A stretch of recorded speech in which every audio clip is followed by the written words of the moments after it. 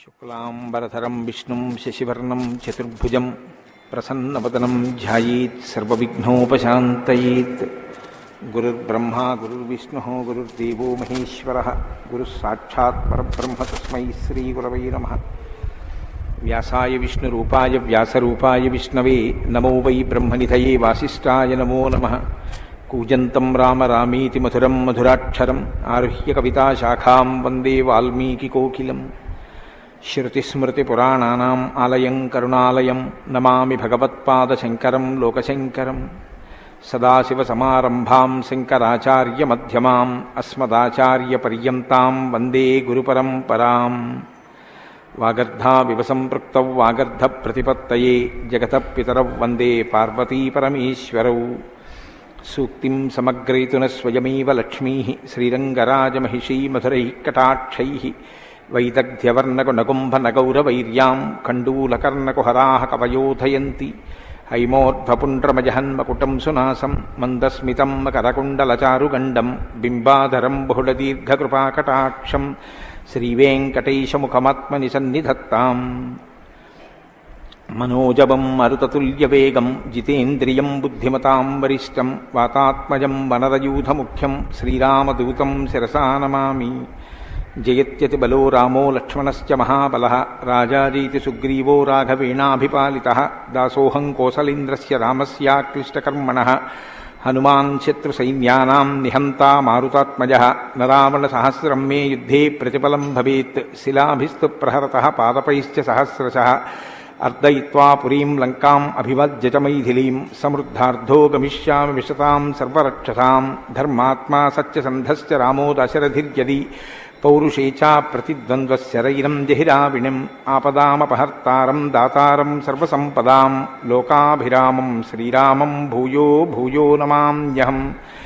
శరజ్యోత్స్నాశుద్ధాం శశీతజటాజూటమకుటాం వరత్రాసత్రాణస్ఫటికఘటికా పుస్తకకరాం. సకృన్నత్వా నత్వా కథమివ సతాం సన్నిధదతే మధుక్షీరద్రాక్షా మధురిమధురీణాః ఫణితయః. హరి ఓం. పరమేశ్వర స్వరూపమైన సభకి నమస్కారం. ఈనాడు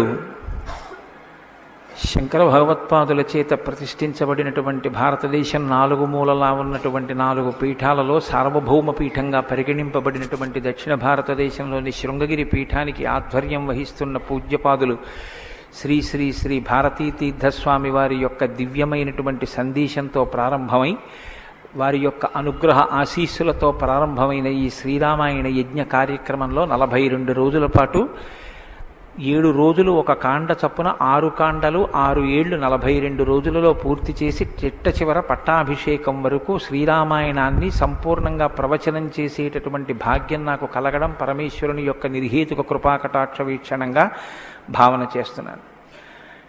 శ్రీరామాయణం నిజంగా శ్రీరామాయణమే. ఎందుచేత నేను ఈ మాట అంటున్నానంటే ఇప్పుడే మీరు పీఠాధిపతుల యొక్క అనుగ్రహ భాషణంలో విన్నారు. వేదవేద్యే పరే పుంసి జాతే దశరథాత్మజే వేద ప్రచేతసాదాసీత్ సాక్షాత్ రామాయణాత్మన అంటారు. అందులో ఎంత గొప్ప మాట అన్నారంటే వేదవేద్యే పరే పుంసి, వేదము చేత ప్రతిపాదింపబడినవాడు, వేదము చేత తెలియబడేటటువంటి వాడు, వేదము ప్రమాణముగా ధర్మానుష్ఠానము చేసి మానవ జన్మ తరింప చేసుకుని భగవంతుని యొక్క అనుభవాన్ని మనం పొందడానికి వీలైనటువంటి స్థితిని కలిగి ఉన్నవాడైనటువంటి పరమేశ్వరుడు రామచంద్రమూర్తిగా ఈ భూమండలం మీద అవతరించి 11,000 సంవత్సరములు కరచరణాదులతో నడయాడాడు. రాముడు వేదము చేత ప్రతిపాదింపబడినటువంటి పరమేశ్వర స్వరూపం. ఆ భగవంతుడే రాముడిగా వచ్చాడు. భగవంతుణ్ణి ప్రతిపాదించేటటువంటి వేదం వాల్మీకి మహర్షి నోటి వెంట శ్రీరామాయణంగా వచ్చింది. అందుకే శ్రీరామాయణానికి వేదోపబృంహణము అని పేరు.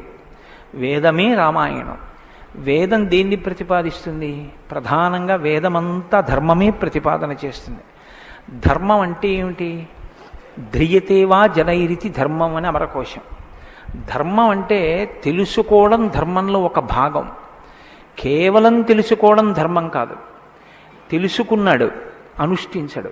అప్పుడు ధర్మమా అంటే ధర్మం కాదు.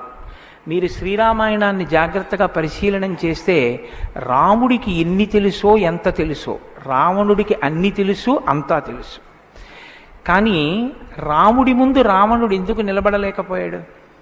ఒక్కటే కారణం, తాను తెలుసుకున్నది తాను విన్నది అనుష్ఠించాడు రామచంద్రమూర్తి.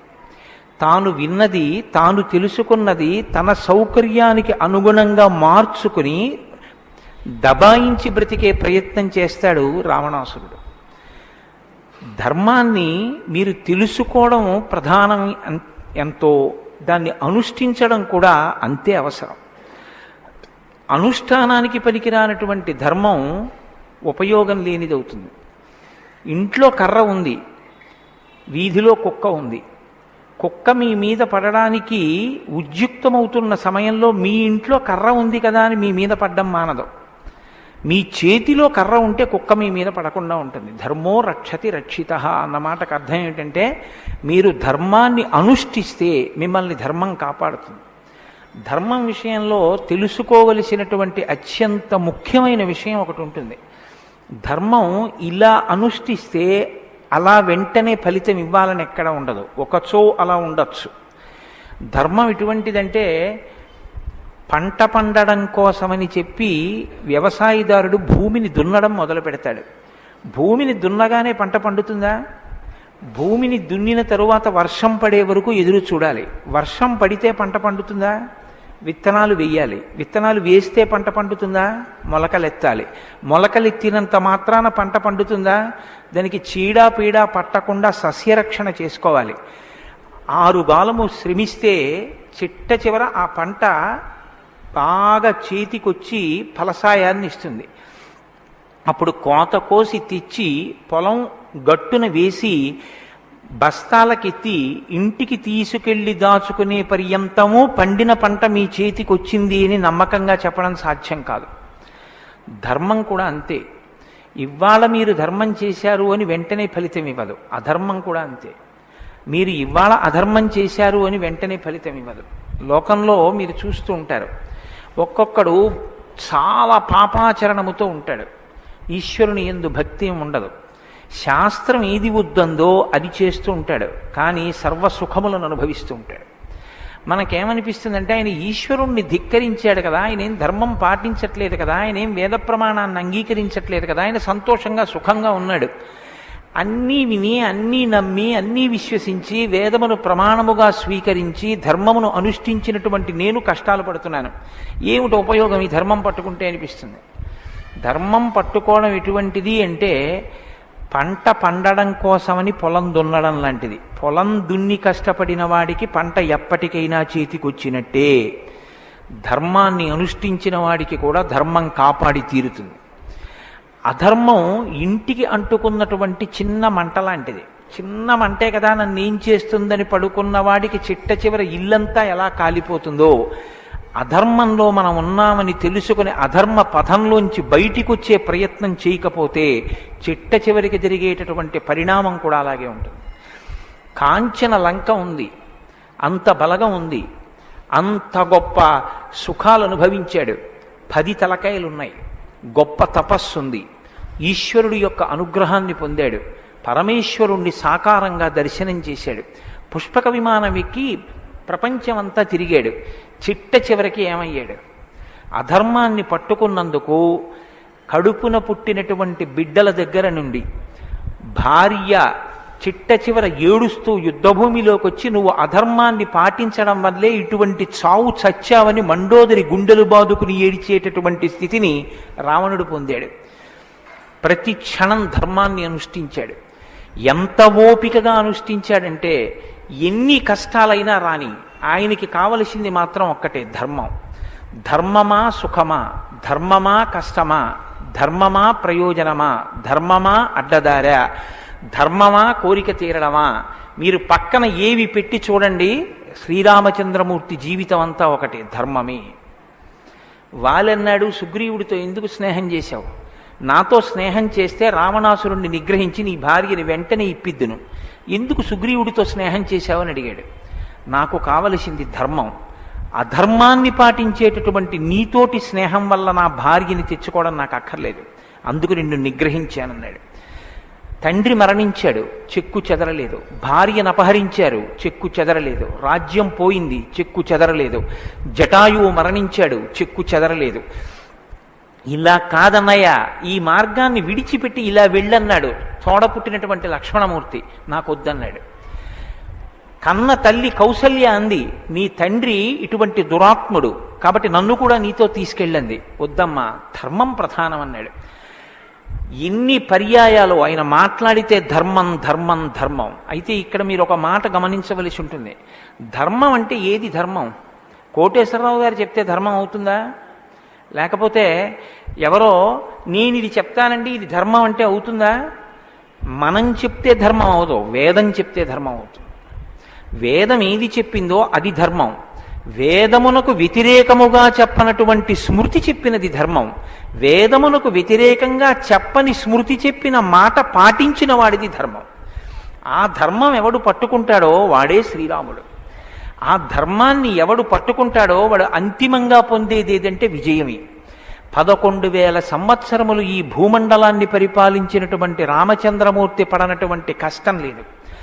ఇన్ని కష్టాలు పడుతున్నా ఆయన ఇతరులకు సుఖాన్ని ఇచ్చాడు, ఇతరులకు ఆనందం ఇచ్చాడు, ఇతరులకు సంతోషం ఇచ్చాడు తప్ప నేనింత కష్టంలో ఉన్నాను మీరెందుకు నవ్వాలని ఆయన ఎన్నడూ అడగలేదు.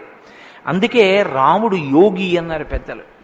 యోగి అంటే పైన ఎన్ని కష్టాలైనా రావచ్చు, కానీ లోపల మాత్రం తాను నిర్వికారంగా ఉంటాడు. అందుకే పుట్టినది కూడా నవమి తిథి నాడు పుట్టాడు మహానుభావుడు. 9 అంకెకున్న గొప్పతనం చూడండి. మీరు ఎంత పెట్టి 9ని హెచ్చవేయండి మళ్ళీ 9గా మారుతూ ఉంటుంది. 9 ఒకట్ల 9, 9 2 18, 8 1 9, 9 3 27, 7 2 9, 9 4 36, 6 3 9, 9 5 45, 5 4 9. ఏం చేసినా మళ్ళీ 9 అవుతూ ఉంటుంది. ఎన్ని కష్టాలు బయట రానివ్వండి, ఎన్ని వైక్లభ్యాలు కలగనివ్వండి, లోపల మాత్రం రాముడు ఎప్పుడూ ధర్మాన్నే పట్టుకుని ఉంటాడు. ధర్మాన్ని పట్టుకోవడం అంటే రాముడు రామాయణంలో మాట్లాడింది మీరు గమనించాలి. ఎప్పుడైనా రామాయణం చదవడం, రామాయణం వినడం అంటే ఒక్క పర్యాయం అని మీరు అనుకోకండి. రామాయణాన్ని బహుకోణాలలో చదవండి. రాముడు మాట్లాడితే అని రామాయణం చదవండి ఒకసారి. రాముడు ఎప్పుడు నేను ఇలా చెప్తాను అని అనడు. రాముడు ఎప్పుడు చెప్పినా ఎలా చెప్తాడంటే ఋషులు ఇలా చెప్పారంటాడు, పెద్దలు ఇలా చెప్పారంటాడు, శాస్త్రం ఇలా చెప్పిందంటాడు తప్ప నేను ఇలా చెప్తానన్నాడు రాముడు. తన నిర్ణయం కాదు, తాను ఏది చెప్పాలో కాదు, శాస్త్రం ఏం చెప్పిందో చెప్తాడు, ఋషులు ఏం చెప్పారో చెప్తాడు, పెద్దలు ఏం చెప్పారో చెప్తాడు, తాను ఎందుకు ధర్మాన్ని అనుష్ఠిస్తున్నానో చెప్తాడు. తన జీవితాన్ని ఆదర్శవంతంగా తీసుకొచ్చి మనుష్య జాతికంతటికి ఫలంగా అందించాడు. అటువంటి ధర్మాత్ముడైనటువంటి రామచంద్రమూర్తి మనుష్యుడిగా అవతారాన్ని స్వీకరించి ఉండకపోతే అసలు మనుష్యుని యొక్క జన్మ ప్రయోజనం ఇంత గొప్పవాడా మనిషి అన్న విషయమే లోకానికి అర్థమయ్యుండుండేది కాదు. ఎందుకంటే మీరు ఒక విషయాన్ని జాగ్రత్తగా గమనించండి. రామావతార స్వీకారానికి ముందరే రామనామం లోకంలో ఉంది. రామావతారానికి ముందు రామనామం లేకపోతే వాల్మీకి మహర్షికి రామనామాన్ని ఎలాగా ఉపదేశం చేశారు ఋషులు?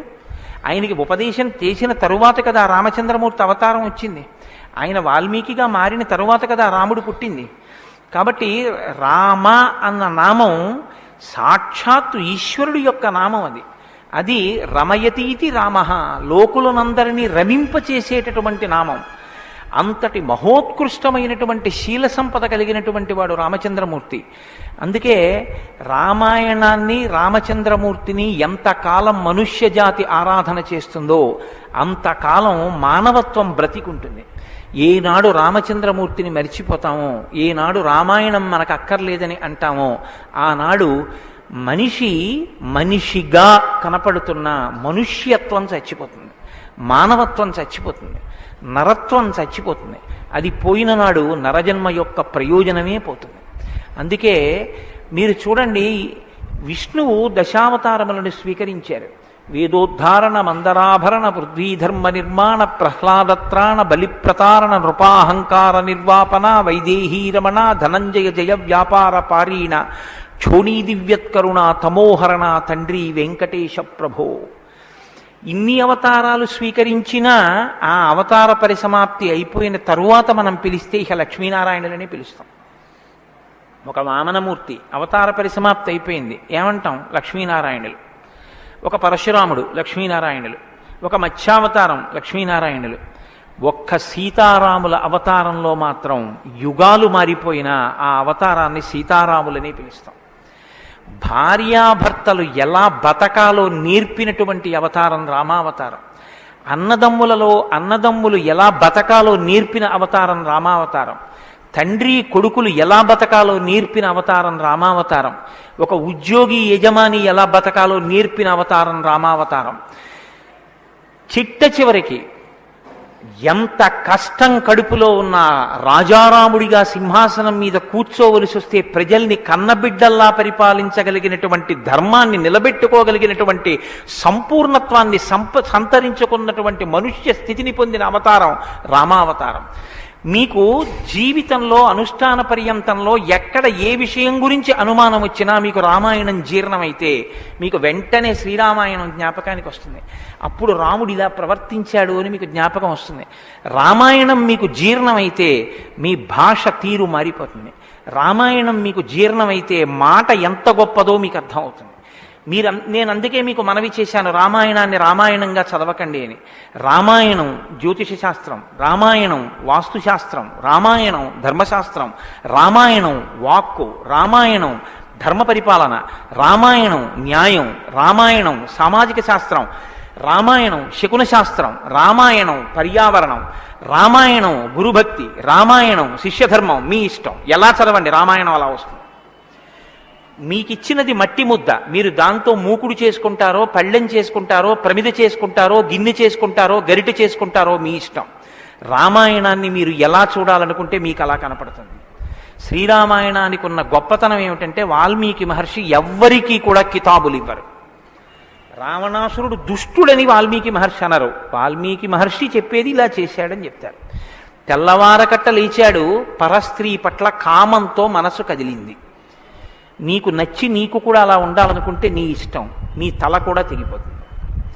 నీవు కూడా పుత్రమిత్ర కళత్రాదులతో భంగపాటు పొందుతావు. రాముడు నిద్రలేస్తూనే నదీ స్నానం చేసి సంధ్యావందనం చేశాడు. నువ్వు రాముడిలా ఉండాలనుకుంటే 7 తరాలు తరిస్తాయి. నీకేది కావాలో నువ్వు నిర్ణయించుకో. రాముడు గొప్పవాడని చెప్పరు, రావణుడు తక్కువవాడని చెప్పరు. నువ్వేది తెలుసుకోవాలో అది నువ్వు తెలుసుకొని అనుష్ఠించాలి. అది శ్రీరామాయణం యొక్క గొప్పతనం. అంత గొప్ప అవతారంలో రాముడు ఎప్పుడు మాట్లాడినా ఋషివాక్కుని సమర్థిస్తాడు. రాముడు ఎప్పుడు మాట్లాడినా వేదవాక్కుని సమర్థిస్తాడు. రాముడు ఎప్పుడు మాట్లాడినా ధర్మాన్ని సమర్థిస్తాడు. ఇది మీరు బాగా జ్ఞాపకం పెట్టుకోవాలి. మనం శ్రీరామాయణం వింటున్నది శృంగగిరి పీఠంలో వింటున్నాం. అదేమిటండి పీఠ శాఖ కదా అని మీరు అనొచ్చు. ఆత్మావై పుత్రనామాసి, కొడుక్కి తండ్రికి అభేదం. బింబానికి బింబం ఎందులోంచి వచ్చిందో ఆ బింబం వచ్చినటువంటి లేదా ప్రతిబింబం పుట్టిన బింబం రెండూ ఒకటే.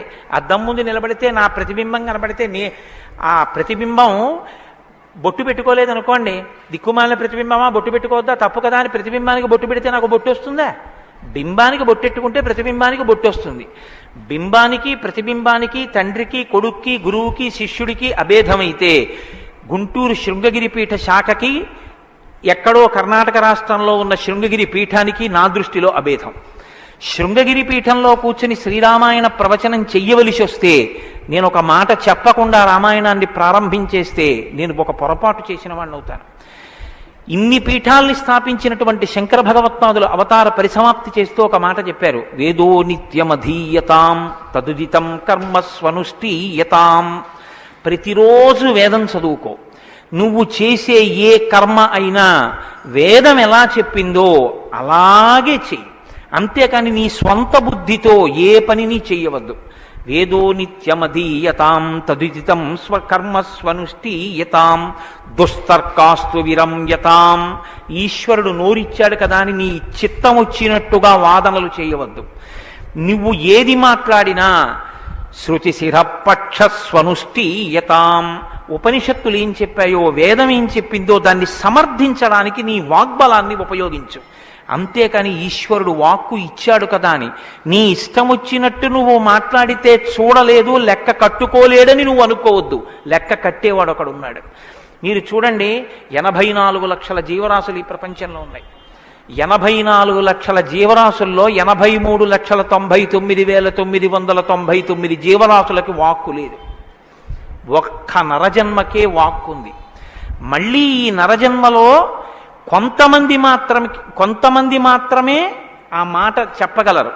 కొంతమంది నరులుగా జన్మించిన నోరు విప్పి రామా అని గట్టిగా అనరా అంటే రామా అని అనలేరు. అది వారి దురదృష్టం. కానీ మనం భగవన్నామమును పలకగలం. భగవన్నామం పలికి తరించగలిగినటువంటి భాగ్యం మనకుంది. హరునకు విభీషణున కద్రిజకున్ తిరుమంత్రరాజమై కరికి నహల్యకున్ ద్రుపదకన్యకు నార్తి హరించు చుట్టమై బరగిన ఎట్టి నీ పతితపావన నామము నాదు జిహ్మపై నిరంతరము నటింపచేయుమి కదా చరధి కరుణాపయోనిధి అని వేడుకున్నాడు గోపరాజు గారు. నాకేం అక్కర్లేదయ్యా స్వామి, నీ నామం నా నాలుక మీద నర్తింపచేయవయ్యా చాలన్నాడు. పవి పుష్పంబగు అగ్ని మంచగు నాకూపారం భూమిస్థలంబగు శత్రుండతిమిత్రుడవు విషము దివ్యాహారమౌ నిన్నగా అవనీమండలి లోపలం శివ శివేచ్ఛాభాషణోల్లాసకిన్ శివ నీ నామము సర్వవస్యకరమౌ శ్రీకాళహస్తీశ్వర. నాకు నీ శివనామం నా నాలుక మీద నర్తించాలని కోరుకున్నాడు ధూర్జటి. భగవన్నామం చెప్పుకుంటే చాలని ఆ నామం ఉన్నందుకు వెంపర్లాడారు. అంత్యకాలమునందు ఆయాసమున నిన్ను తలుచునో తలపనో తలతునిపుడి నరసింహ నరసింహ నరసింహ లక్ష్మీ చ దానవంతక కోటి భానుతేజ గోవింద గోవింద గోవింద సర్వేశ పన్నగాధిపశాయి పద్మనాభ అని రెండు చేతులిచ్చి నమస్కారం చేసి చిట్ట చివర ప్రాణం పోయేటప్పుడు ఆవేళ యమదూతల అగ్రహంబున వచ్చి ప్రాణముల్ పెకలించి పట్టునప్పుడు కపవాత పైత్యముల్ కప్పగా శ్రమచేత కంపముద్భవమంది కష్టపడుచు నారాయణాయంచు నా జిహ్వతో నిన్ను పిలుతునో శ్రమచేత పిలువలేనో నాటికిప్పుడు నీ నామస్మరణ చేతు చెవినిడవయ్య భూషణ వికాస శ్రీధర్మపుర నివాస దుష్ట సంహార నరసింహ దురిత దూరాన్ని గుండెలు బాదుకున్నాడు నరసింహచతక కర్త. ఆ భగవన్నామం పలికేటటువంటి భాగ్యం ఉన్న ఏకైక ప్రాణి సృష్టిలో కేవలం మనుష్యుడే. అటువంటి మనుష్యుడికి ఇచ్చినటువంటి అదనపు వరం భగవత్ కథాశ్రవణం. ఈశ్వర కథ వినగలడు. ఆ ఈశ్వర కథ వింటేనే సమస్త సంసార భ్రమణ పరితాపోపశమనం అంటారు శంకర భగవత్పాదులు. గలంతి శంభోత్వచ్చరిత చరిత కిల్బిషరజో దళంతి ధీకుల్యాసరతి పతంతి విజయతాం దిశంతి సంసార భ్రమణ పరితాపోపశమనం వసంతి మచ్చేతో హృదవు విశివానందలహరి అంటారు. సంసార భ్రమణ పరితాపోపశమన కారణమైనటువంటి భగవంతుని యొక్క కథాశ్రవణము చేసి నోటితో జుర్రుకున్నటువంటి పదార్థాలు సప్తధాతువులతో నిర్మింపబడిన ఈ దేహాన్ని పోషిస్తే భగవంతుని యొక్క కథని చెవులతో జుర్రుకున్నటువంటి వాడు మళ్ళీ పుట్టవలసిన అవసరం లేకుండా పునరపి జననం పునరపి మరణం పునరపి జనని జఠరే చయనం ఇహ సంసారే బహుదుస్తారే కృపయాపారే పాహి మురారే అని ఆ భగవన్నామామృతాన్ని చెవులలోంచి లోపలికి జుర్రుకున్నటువంటి వాడు పునరావృత్తి రహిత శాశ్వత శివ సాయుధ్య స్థితిని పొందగలుగుతున్నాడు. ఇటువంటి భాగ్యం కలిగినటువంటి ప్రాణి మనుష్యుడు. ఆ మనుష్యుని యొక్క జీవితం ఎంత గొప్పదో, అసలు నరుడంతే ఎంత గొప్పవాడో నిరూపించినటువంటి అవతారం రామావతారం. నరుడిగా జన్మించి రామ కథ వినకపోతే, రాముని యొక్క గొప్పతనాన్ని వినకపోతే, రాముడు మనకి చేసిన మహోపకారం ఏమిటో తెలుసుకుని కృతజ్ఞతలు ఆవిష్కరించకపోతే అంతకన్నా కృతజ్ఞుడు వేరొకడు ఉండడు. నేను ఈ మాట ఎందుకు అంటున్నానో తెలుసా అండి? రావణాసురుడు వరాలు కోరుకున్నాడు బ్రహ్మగారిని. అందరినీ అడిగాడు, ఒక్క నరవానరులను వదిలిపెట్టాడు. ఎందుకు వదిలిపెట్టావని బ్రహ్మగారు అడగలేదు, తానీ చెప్పుకున్నాడు. ఇంతమంది గురించి అడిగాను, నరవానరముల గురించి నాకు లెక్క ఏమిటి, వాళ్ళు లెక్కలోకి వస్తారా, నేను అసలు వాళ్ళ పేరు ఎత్తనన్నాడు.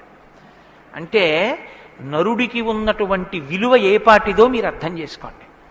రావణాసురుడున్న కాలంలోనేగా రాముడున్నాడు. రావణాసురుడి కాలం నాటికి నరుడికి ఉన్న విలువ, నరుడికి ఉన్న గౌరవం అంత గొప్పవి. ఆయన రాక్షసుడండి, ఏదైనా మాట్లాడతాడు, మీరెందుకు గుండెలు బాదుకుంటారు అనొచ్చు. జనక మహారాజు మహాజ్ఞానిగా, అంతటి మహాజ్ఞాని అయినటువంటి జనకుడు ఎదర వస్తోందిగా సీతారామ కళ్యాణం. అంతటి వాడు ఆయన అన్నాడు, మనుష్యుడు రాముడు, ఆయనే విత్తుతాడు శివధనస్సు అన్నాడు. మనుష్య జన్మ అంటే అంత చులకనగా చూడబడినటువంటి రోజుల్లో నరుడంటే ఎంత గొప్పవాడో నిరూపించి చూపించాడు. అందుకే ఆయన అవతార పరిసమాప్తి చెయ్యాలి అంటే రావణ సంహారం చేసేసి అవతార పరిసమాప్తి చేసి ఇచ్చు. కానీ ఆయన అలా చేయలేదు, ప్రతిజ్ఞ చేశారు. దశవర్ష సహస్రాన్ని దశవర్ష శతానిచ, నేను 11,000 సంవత్సరములు ఈ భూమండలం మీద నడుస్తానన్నారు. దీని కొరకు అంటే 11,000 సంవత్సరములు నేను ఈ భూమి మీద ఉండి భార్యాసహితుడనై బిడ్డల్ని కని ధర్మాన్ని అనుష్ఠించి ఒక నరుడు ధర్మాన్ని పట్టుకుంటే ఎంత గొప్పవాడు కాగలడో నిరూపిస్తానన్నాడు రాముడు. అటువంటి నరుడి కథ అయినటువంటి రామకథ వినకపోతే, రాముడికి కృతజ్ఞతలు ఆవిష్కరించకపోతే, మనసార రామనామం చెప్పకపోతే, రామచంద్రమూర్తికి నమస్కరించకపోతే ఆ జన్మ వృధా అయిపోయినటువంటి జన్మ. అంతటి మహాత్ముడు రామచంద్రమూర్తి. కాబట్టి వేదవేద్యే పరే పుంసీ జాతే దశరథాత్మజే వేద ప్రచేతసాదాసీత్ సాక్షాత్ రామాయణాత్మన. వేదము వేదోపబృంహణమై రామకథగా భూలోకంలో వచ్చింది. ఆ వేదము ఈశ్వరుని యొక్క శ్వాస. ఈ వేదము వాల్మీకి గిరి సంభూత. వాల్మీకి అనబడేటటువంటి పర్వతంలోంచి పుట్టినటువంటి ఒక జీవనది. వేదము మనం వెళ్ళి స్నానం చెయ్యాలి, మనం వెళ్ళి దర్శనం చెయ్యాలి. రామాయణము ప్రవహించి ఇంటింటి ముందు నుంచి వెళ్ళిపోయినటువంటి గంగ లాంటిది. దక్షిణామూర్తి వేదం, శంకరాచార్యుల వారు రామాయణం.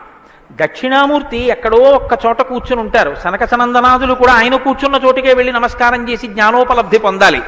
శంకరాచార్యుల వారు అలా కాదు. శంభోర్మూర్తిశ్చరతి భువనే శంకరాచార్య రూప. ఆ దక్షిణామూర్తి మౌనం విడిచిపెట్టి ఆసేతు హిమాచల పర్యంతం పాదచారి అయి 3 పర్యాయములు పర్యటించి వేద విరుద్ధమైన వాదనలు ఖండించి, మళ్లీ వేద విరుద్ధమైన వాదనలు ఈ భారతదేశంలోకి ప్రవేశించకుండా కాపు పెట్టాలన్న ఉద్దేశ్యంతో తూర్పున జగన్నాథ్లో గోవర్ధన పీఠము, పడమర ద్వారకలో కాళికాపీఠము, ఉత్తరమున బదరికాశ్రమములో జ్యోతిపీఠము, దక్షిణమున శృంగగిరిలో శారదాపీఠము, 4 చోట్ల 4 పీఠములను కాపు పెట్టి గురు పరంపర నిరంతరము కొనసాగేటట్టుగా మనని అనుగ్రహించి వేద విరుద్ధమైన వాదనలు భారతదేశంలో ప్రవేశించకుండా రక్షించినటువంటి మహాపురుషుడైనటువంటి శంకర భగవత్పాదులు తానే ఆసేతు హిమాచలం పర్యటించి ప్రతి ఇంటి ముందుకొచ్చి జ్ఞానబోధ చేసినట్టు రామాయణం అనేటటువంటి గంగ వాల్మీకి గిరిశంభూతయ్యి వాడవాడలా ప్రవహించింది. రామకథ రామనామం తెలియనివాడు లోకంలో ఉండడు. ఏదైనా తెలియదేమో, రామకథ తెలియనివాడు రామనామం తెలియనివాడు లోకంలో ఉండడు. మంచికైనా రామనామం, చెడుకైనా రామనామం. ఏమయ్యా అంత పని చేసావా? రామరామ నేను చేస్తానండి అంటాడు. ఏదైనా చూడకూడదు చూస్తే రామరామ ఇలాంటిది చూశానేమండి అంటాడు. ఏదైనా మంచి జరిగితే రామరామ ఎంత మంచి మాట విన్నాను ఇవ్వాలంటాడు. భారతీయ సంస్కృతిలో రామనామం మమేకం అయిపోయింది. అటువంటి రామాయణం, అటువంటి రామనామం ధర్మానికి ఆలవాలం. ధర్మాన్ని వ్యతిరేకించడం కన్నా ఘోరమైన పాపం లోకంలో ఇంకోటి ఉండదు. ఇవాల్టి రోజున రామాయణం యొక్క ఆవశ్యకత మరీ ఎక్కువ. ఎందుచేతనో తెలుసా అండి? ఒకానొకప్పుడు ధర్మానికి వ్యతిరేకంగా మాట్లాడితేనే చాలా దోషం. అటువంటిది ఇవాళ ఏ స్థితి వచ్చేసిందంటే, ధర్మాన్ని ధర్మము అని పేరు పెట్టి వ్యతిరేకంగా మాట్లాడితే బాగుండదని ధర్మానికి ఇంకొక పేరు పెట్టి వ్యతిరేకంగా మాట్లాడే రోజులు వచ్చాయి. ఒకడు ఆవుని చంపేయాలనుకున్నాడు. ఆవుని చంపేయండి అంటే మిగిలిన వాళ్ళు బుద్ధి ఉందా లేదా అంటారు. అందుకని ఆవుని ఇంకొక క్రూర మృగం పేరు పెట్టి పిలిచి చంపేయమన్నాడు వాడు. ఎంత గడుసరితనం చూడండి. ఈ పులిని చంపేయండి అన్నాడు. పులిని చంపేయండి అంటే చూడని వాడు ఏమనుకుంటాడు? పులిని చంపేస్తే తప్పేమిటి, వచ్చి ఊళ్ళ మీద పడిపోతుంది అనుకుంటాడు. అది పావుని చంపేయండి అన్నాడు. విన్నవాడు పావు అనుకున్నాడు, కనదు ఆవు. ఆవుని చూపించి పావుని చంపేయండి అన్నాడు. వాడికి తెలియదా ఇది ఆవుని? తెలుసు. మరి ఆవుని చంపేయండి అని ఎందుకండవు అంటే, ఆవుని చంపేయండి అంటే ఆవుని చంపడం ఏమిట్రా అంటారని పావుని చంపేయండి అన్నాడు తెలిసి. ధర్మాన్ని ఆచరించకండి అంటే జనం తిరగబడతారని మూఢ విశ్వాసాల జోలికి వెళ్ళకండి అంటున్నారు. పేరు మార్చారు, కానీ వ్యవస్థని ధర్మానికి దూరం చేస్తున్నారు. ఆ స్థితి నుంచి మనం రక్షింపబడాలంటే మనకున్న ఆధారం ఒక్కటే, శ్రీరామాయణాన్ని వినాలి, శ్రీరామాయణాన్ని బాగా తెలుసుకోవాలి, శ్రీరామాయణాన్ని తరచి తరచి గమనించాలి. రామాయణం మనకి తెలుసున్న రామకథే కదా అనుకోకండి. నేను మీకు యథార్థం మనవి చేస్తున్నాను. మీరు రామాయణాన్ని ఎన్ని మాటలు చదవండి, ఎన్ని మాటలు వినండి, మీకు రామాయణం కొత్త కోణంలో ప్రకాశిస్తుంది. రామాయణం కొత్త కోణంలో భాషిస్తుంది. అంత గొప్ప రామాయణం. సరే నువ్వు చెప్పేది రామాయణం కదా, రామాయణం గురించి ఎందుకు అంతసేపు చెప్తావు? మేము ఎదర వింటాం కదా రామాయణం. అసలు నువ్వు రామాయణం ప్రారంభం చెయ్యి అని మీరు అంటారు, నాకు తెలుసు. శ్రీరామాయణ ప్రారంభం ఎక్కడ జరిగింది అంటే, తపస్వాధ్యాయ నిరతం తపస్వీ వాగ్విదాం వరం నారదం పరిపప్రచ్చర్ వాల్మీకి మునిపుంగవం అన్నారు. అంటే ఒకానొక నాడు వాల్మీకి మహర్షి తన ఆశ్రమంలో ఉన్నారు. నారద మహర్షి వచ్చారు. నారద మహర్షి వస్తే వచ్చిన నారద మహర్షి ఎటువంటి వారో చెప్తున్నారు మొదట. ఏదో నారదుడు వచ్చారు, వాల్మీకి అడిగారు, అది కాదు ఆ శ్లోకం. మీరు ఆ శ్లోకాన్ని చాలా జాగ్రత్తగా గమనించాలి. ఎటువంటి నారదుడు ఎటువంటి వాల్మీకి మహర్షి ఆశ్రమానికి వచ్చారట? తపస్వాధ్యాయ నిరతం తపస్వి వాగ్విదాం వరం నారదం పరిపప్రచ్చర్ వాల్మీకిర్ మునిపుంగవం. ఈ శ్లోకం నేను చెప్పే ముందు మీతో ఒక మాట నేను మనవి చెయ్యాలి.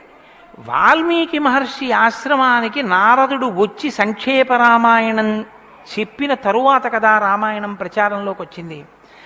వాల్మీకి మహర్షి ఆశ్రమానికి నారద మహర్షి వచ్చిన తరువాత రామాయణాన్ని ఎవరికి నేర్పారు? ఆయన రచన చేసి మొట్టమొదట ఎవరికి నేర్పి ఉండాలి? ప్రవాహము అంటే ఎవరి ద్వారానో వెళ్ళాలి కదా. అది మొట్టమొదట లోకంలో దాన్ని ప్రచారం ఎవరితో ప్రారంభమైంది? వాల్మీకి రామాయణ రచన చేసి ఎవరికి నేర్పారు? వాల్మీకి రామాయణ రచన చెయ్యగానే నేర్పిన మొట్టమొదటి శిష్యులు లవకుశులు. లవకుశులకి మొట్టమొదట రామాయణం నేర్పుంటే సీతమ్మ వాల్మీకి ఆశ్రమంలో ఉందా లేదా? ఉంది. వాల్మీకి ఆశ్రమంలోకి సీతమ్మ వచ్చి లవకుశులు పెద్దవాళ్ళై గురువు గారి దగ్గర శ్రీరామాయణాన్ని ఉపదేశం పొందడానికి యోగ్యమైనంత వయస్సు వచ్చేసిన తరువాత నారద మహర్షి వచ్చారు. వచ్చి సంక్షేప రామాయణం చెప్పారు. అప్పటి వరకు రామాయణం లేదు లోకంలో, అంతే. ఇక్కడ తర్వాత కదా వాల్మీకి రచించారు సంక్షేప రామాయణం విన్నాక. కాబట్టి ఇప్పుడు రామాయణ కథ ఏ స్థాయిలో ఉంది, ఏ స్థితి దగ్గర ఉంది? రామాయణ రచన మొదలయ్యేప్పటికే రామాయణం పూర్తయిపోయే స్థితిలో ఉంది. రామాయణం పూర్తయిపోయే స్థితిలో రామాయణ రచన ప్రారంభమైంది. ఇది మీరు గమనించాలి.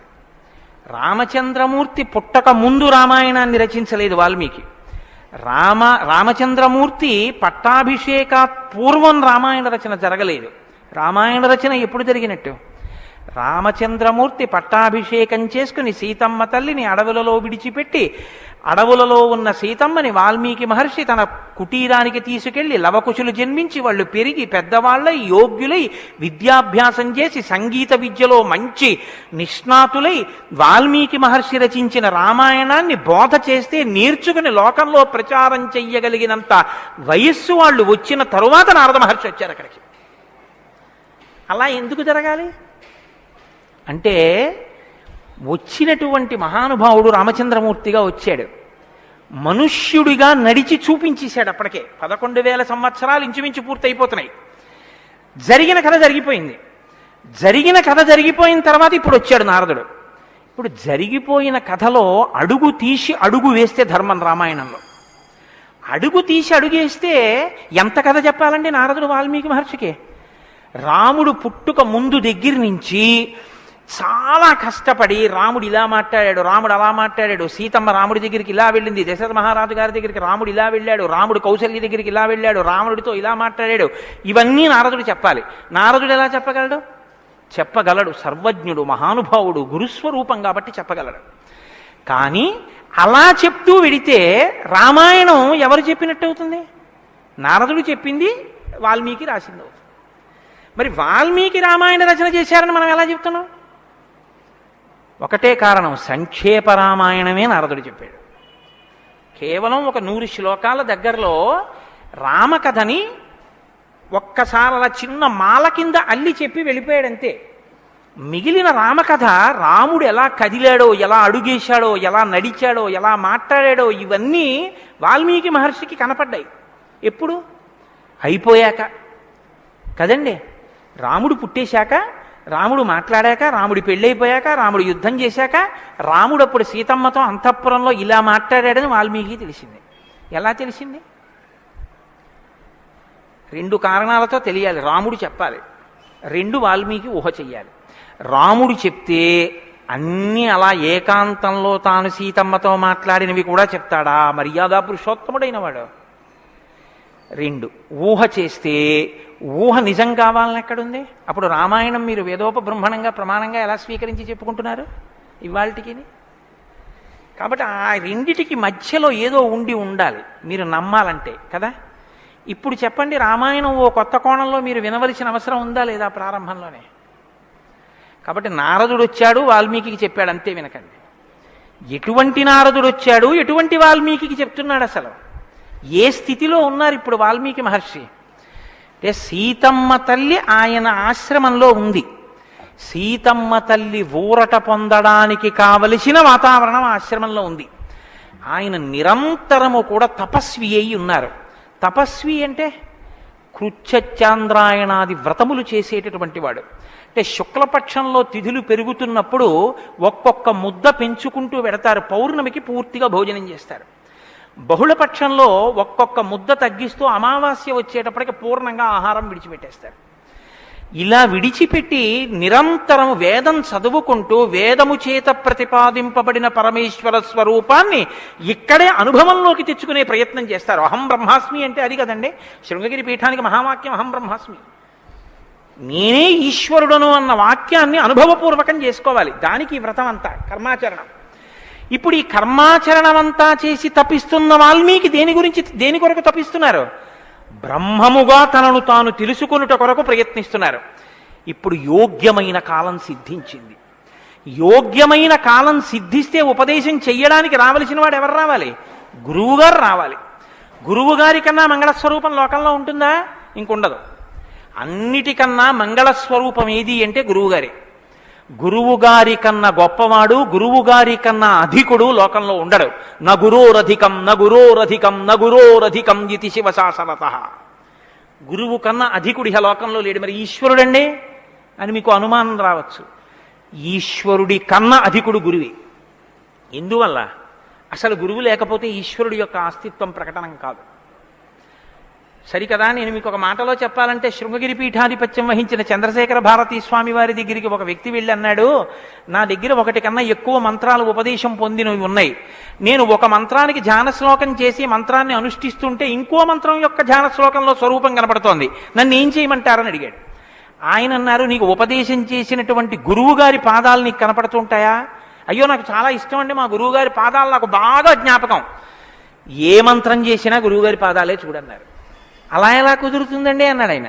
ఆ ధ్యాన శ్లోకంలో రూపం కదా చూడాలి. ఏ మంత్రం చేసినా గురువుగారి పాదాలు ఎలా చూస్తాం? ఏ గురుర్ బ్రహ్మ గురుర్ విష్ణు గురుర్దేవో మహేశ్వర, గురువే బ్రహ్మ గురువే విష్ణువు గురువే మహేశ్వరుడు. ఇక గురువుగారి పాదాలే ఆ దేవతలన్నీ. కాబట్టి గురువుగారి పాదాలు చూస్తూ నువ్వు ఏ మంత్రం చెప్పినా ఆ మంత్రం సిద్ధిస్తుంది. అయినప్పుడు ఇప్పుడు గురుదర్శనమే మంగళకరమైనటువంటి దర్శనం. నారదుని యొక్క దర్శనం, నారదుని యొక్క పేరెత్తడం కన్నా గొప్పతనం ఇంకోట్లేదు. కాబట్టి ఇప్పుడు రామాయణ ప్రారంభం దేనితో ప్రారంభమైంది? గురువుగారి దర్శనంతో ప్రారంభమైంది. నారద మహర్షి దర్శనం గురువు యొక్క దర్శనం. ఎవరికి? వాల్మీకి. రామాయణాన్ని నమ్ముకున్న జాతికి ప్రతినిధి. మనకే దర్శనంతో ప్రారంభమైంది? జగద్గురు దర్శనంతో మనకి ప్రారంభమైంది. కాబట్టి ఇప్పుడు ఎవరొచ్చారు? ఆ వచ్చినటువంటి వ్యక్తి సామాన్యమైనటువంటి వ్యక్తి రాలేదు, నారదుడు. ఆ వచ్చినటువంటి వారు మహానుభావుడై తపస్వాధ్యాయ నిరతం, నిరంతరము తపస్సు చేసేటటువంటి వారు. మీతో మాట మనవి చేశాను. తపస్సు అంటే ఈ వ్రతమును ఆచరిస్తూ నిత్య నైమిత్తిక కర్మలను వైక్లభ్యం లేకుండా అనుష్ఠించేటటువంటి వారు. నిత్యకర్మ అని ఒకటి ఉంటుంది, అది ఎప్పుడూ మానడానికి వీల్లేదు. సంధ్యావందనం ఉంది, ఎప్పుడూ మానకూడదు, ఎప్పుడూ చేయవలసిందే. నైమిత్తిక కర్మ ఉంది, ఒక్కొక్క తిథి నాడు ఒక్కొక్కటి చెయ్యవలసి ఉంటుంది. శ్రీరామ నవమి వచ్చిందనుకోండి, ఏం చెయ్యాలి? శ్రీరామనవమి నాడు ఉదయం నుంచి రాత్రి వరకు శ్రీరామ జయరామ జయ జయరామ అన్న 13 అక్షరాల మంత్రాన్ని రాత్రి వరకు చేసి, రాత్రి ప్రదక్షిణం చేసి, ఉపవాసం చేసి, మరునాడు ఉదయం ఎక్కడ మీరు ఈ మంత్రం చేశారో అక్కడికి వచ్చిన తరువాత శ్రీరామ పట్టాభిషేక సర్గ, శ్రీరామావతార సర్గ, ఈ 2 సర్గలు పారాయణ చేయాలి. ఈ 2 పారాయణ చేసి, మొన్న శ్రీరామనవమి నాడు మేము కాకినాడలో అయ్యప్ప స్వామి దేవాలయంలో చేశాం. అవి ఈ 2 సర్గలు పారాయణ చేసి, తదనంతరం ముందు పేదలకి అన్నదానం నారాయణ సేవగా చేసి, తరువాత తాను ఆహారం స్వీకరించాలి. అది శ్రీరామనవమి నాడు చేయవలసినటువంటి విధానం. దీన్ని నైమిత్తిక తిథి ఆచరణము అంటారు. ఒక్కొక్క తిథి ఒక్కొక్కలా చెయ్యాలి. నిత్యకర్మ చేస్తూ, నైమిత్తిక తిథులను చేస్తూ, కృచ్ఛచాంద్రాయణాది వ్రతములను చేస్తూ, ఎప్పుడూ వేదాన్ని అలా చదువుకుంటూ వేదము చెప్పినటువంటి హృదయాన్ని, వేదము చెప్పినటువంటి మంత్రములలో ఉన్న సారమును అవగతం చేసుకుని బ్రహ్మమును అనుభవంలోకి తెచ్చుకునేటటువంటి ప్రయత్నం చెయ్యడానికి ఉపకరణంగా ఈ శరీరాన్ని వాడుకుంటున్నవారు. ఎంత తేడా ఉందో మీరు గమనించండి. మనం ఏం చేస్తామంటే ఈ శరీరాన్ని పోషించి ఈ శరీరము వలన ఎన్ని సుఖములు పొందవచ్చో అన్ని సుఖములను పొందడానికి సాధనంగా దీన్ని వాడతాం. ఇది ఎందుకు అంటే దీంతో అబ్బో ఎన్ని రుచులు చూస్తాడో, దీనికి ఎన్ని స్పర్శ సుఖాలు ఇస్తాడో, దీంతో ఎన్ని వినకూడనివి వింటాడో, దీంతో ఎన్ని పీల్చకూడనివి పీలుస్తాడో. వాళ్ళు ఏం చేస్తారంటే దీన్ని సాధనంగా చేసుకుని దీన్ని ఎలా వాడుకోవాలో అలా వాడుకుంటూ దీన్ని అడ్డు పెట్టుకుని దీని ద్వారా దేన్ని తెలుసుకున్న తర్వాత ఇది పడిపోయినా పర్వాలేదో అది తెలుసుకోవడానికి ఉపకరణంగా దీన్ని వాడుకుంటారు. ఏమిటో నువ్వు అలా అన్నావు కానీ ఆ మాట ఏం స్పష్టంగా లేదని మీరు అంటారు, నాకు తెలుసు. భగవాన్ రమణుల మాటల్లో చెప్తే మీకు స్పష్టంగా అర్థమవుతుంది. ఇప్పుడు నేను అన్న మాటకి తెలుసుకోవలసినది తెలుసుకునేంత వరకు దీన్ని ఉపకరణంగా వాడుకోవడం అంటే ఏమిటని అడిగారు రమణ మహర్షి. ఆయన అన్నారు, భోజనం చేశాక విస్తర అవతల పారేయడం. విస్తరని ఏం చేస్తారండి? బాదమాకులు తెచ్చి, చీపురు పుల్లలు తెచ్చి, సన్నగా చీల్చి, ముక్కలు చేసి, అన్నం తినేటప్పుడు ఊడిపోయి అన్నంలో కలిసిపోకుండా జాగ్రత్తగా కుట్టి, ఆకు తెచ్చి వేసుకుని, నీళ్లు జల్లి తుడిచి, పదార్థాలు వేసుకుని అన్నమంతా తిని ఉత్తరాపోసనం పట్టిన తర్వాత అప్పుడు తీసుకెళ్లి ఆకు వీధిలో పెంటకుప్ప మీద పారేస్తారు. అంతేగాని ఆకు పుట్టింది ఎందుకు అంటే, ఆకు కుట్టింది ఎందుకు అంటే చివరి పెంటకుప్ప మీద పారేయడమేనండి, అందుకు పారేస్తామంటారా? దేనికి వాడుకోవాలో దానికి జాగ్రత్తగా వాడుకుని ఆ ప్రయోజనం అయిపోయిన తరువాత పెంటకుప్ప మీద విస్తరాకుని పడేసినట్టు దీన్ని సాధనంగా చేసుకుని దీనిలో ఉండి దీనితో తరించి దీనిలో ఉండి దీని వలన బ్రహ్మం అంటే ఏమిటో తెలుసుకుని అనుభవంలోకి వచ్చిన తర్వాత ఇది పడిపోతున్నా ఇది నేను కాదన్న సత్యం ఎరుకలోకి రావడం వల్ల దీని మీద భ్రాంతి లేకుండా ఇది పడిపోతున్నా సాక్షిగా చూసి ఇది పడిపోయిన తర్వాత తాను ఒకటి ఏది మారని సత్యమో సత్యంగా నిలబడిపోవడాన్ని నిత్య నైమిత్తిక కర్మాచరణ చేత తాను పొందవలసిన స్థితిని పొందగలిగినటువంటి తపస్వాధ్యాయ నిరతుడు అని పిలుస్తారు. ఇప్పుడు నారదుడు అది అంటే ఇప్పుడు ఆయన సద్గురువు మహానుభావుడై ఉన్నాడు. నారం దదాతి ఇది నారద, ఆయన జ్ఞానం ఇస్తాడు. కాబట్టి ఇప్పుడు తపస్వాధ్యాయ నిరతం అటువంటి వారు ఎక్కడికొచ్చారు? వాగ్విదాం వరం.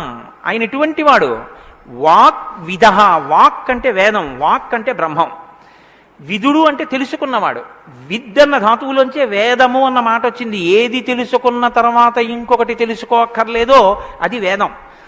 ఇప్పుడు తెలుసుకోవడం ఒకెత్తు, తెలుసుకున్న దాన్ని అర్థమయ్యేటట్టు చెప్పగలిగిన ప్రజ్ఞ ఒకెత్తు. ఒక ఆయన తెలుసుకున్నాడు కానీ ఆయన చెప్పలేడు, ఆయన చెప్తే అయోమయంగా ఉంటుంది. ఒక ఆయన స్పష్టంగా చెప్పగలడు, తాను అనుభవించాడు, అనుభవించిన దాని వైపుకి మిమ్మల్ని తిప్పగలడు, ఈ ప్రజ్ఞ ఉన్నవాడు.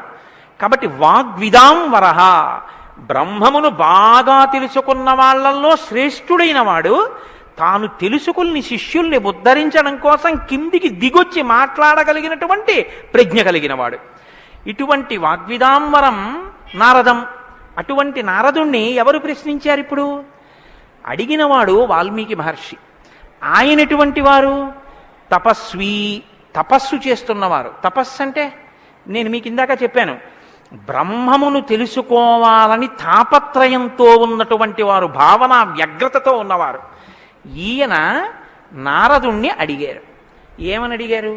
అయ్యా మీరు వచ్చారు, చాలా సంతోషం అండి, నాకు ఏ ఆపదలు రాకుండా మా అబ్బాయికి ఉద్యోగం వచ్చేటట్టు, నాకు సంతోషంగా ఉండేటట్టు, మా ఆశ్రమంలో ఆవులన్నీ ఎప్పుడూ పాలిచ్చేట్టు చూడండి అని అడగలేదు ఆయన. ఆయన ఒక చిత్రమైన ప్రశ్న ఒకటి వేశాడు. అది లోకంలో సాధారణంగా ఎవ్వరూ అడగని ప్రశ్న. అందుకని రామాయణం పుట్టింది, లేకపోతే రామాయణం పుట్టే అవకాశం లేదు. మీరు ఒకటి బాగా జ్ఞాపకం పెట్టుకోండి, జ్ఞానం ఎక్కడి నుంచి పుడుతుంది అంటే ప్రశ్న చక్కగా వెయ్యగలిగినటువంటి శిష్య ప్రజ్ఞలోంచి పుడుతుంది. నేను నారదం పరిపప్రచ్ఛ, పరిప్రశ్న చేశారు. ప్రశ్న అంటే అడగడం అండి.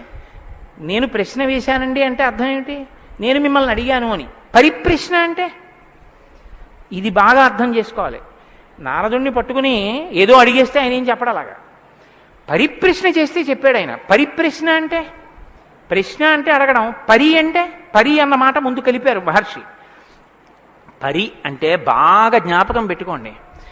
ఇప్పుడు నేను ఎవరిని అడుగుతున్నానో ఆ మహానుభావుడు నోరు విప్పి చెప్పినటువంటి మాట త్రికాలముల యందు సత్యమే. ఆయన చెప్పిన మాట మీద నాకు అవిశ్వాసం అన్న మాట ఉండక్కర్లేదు.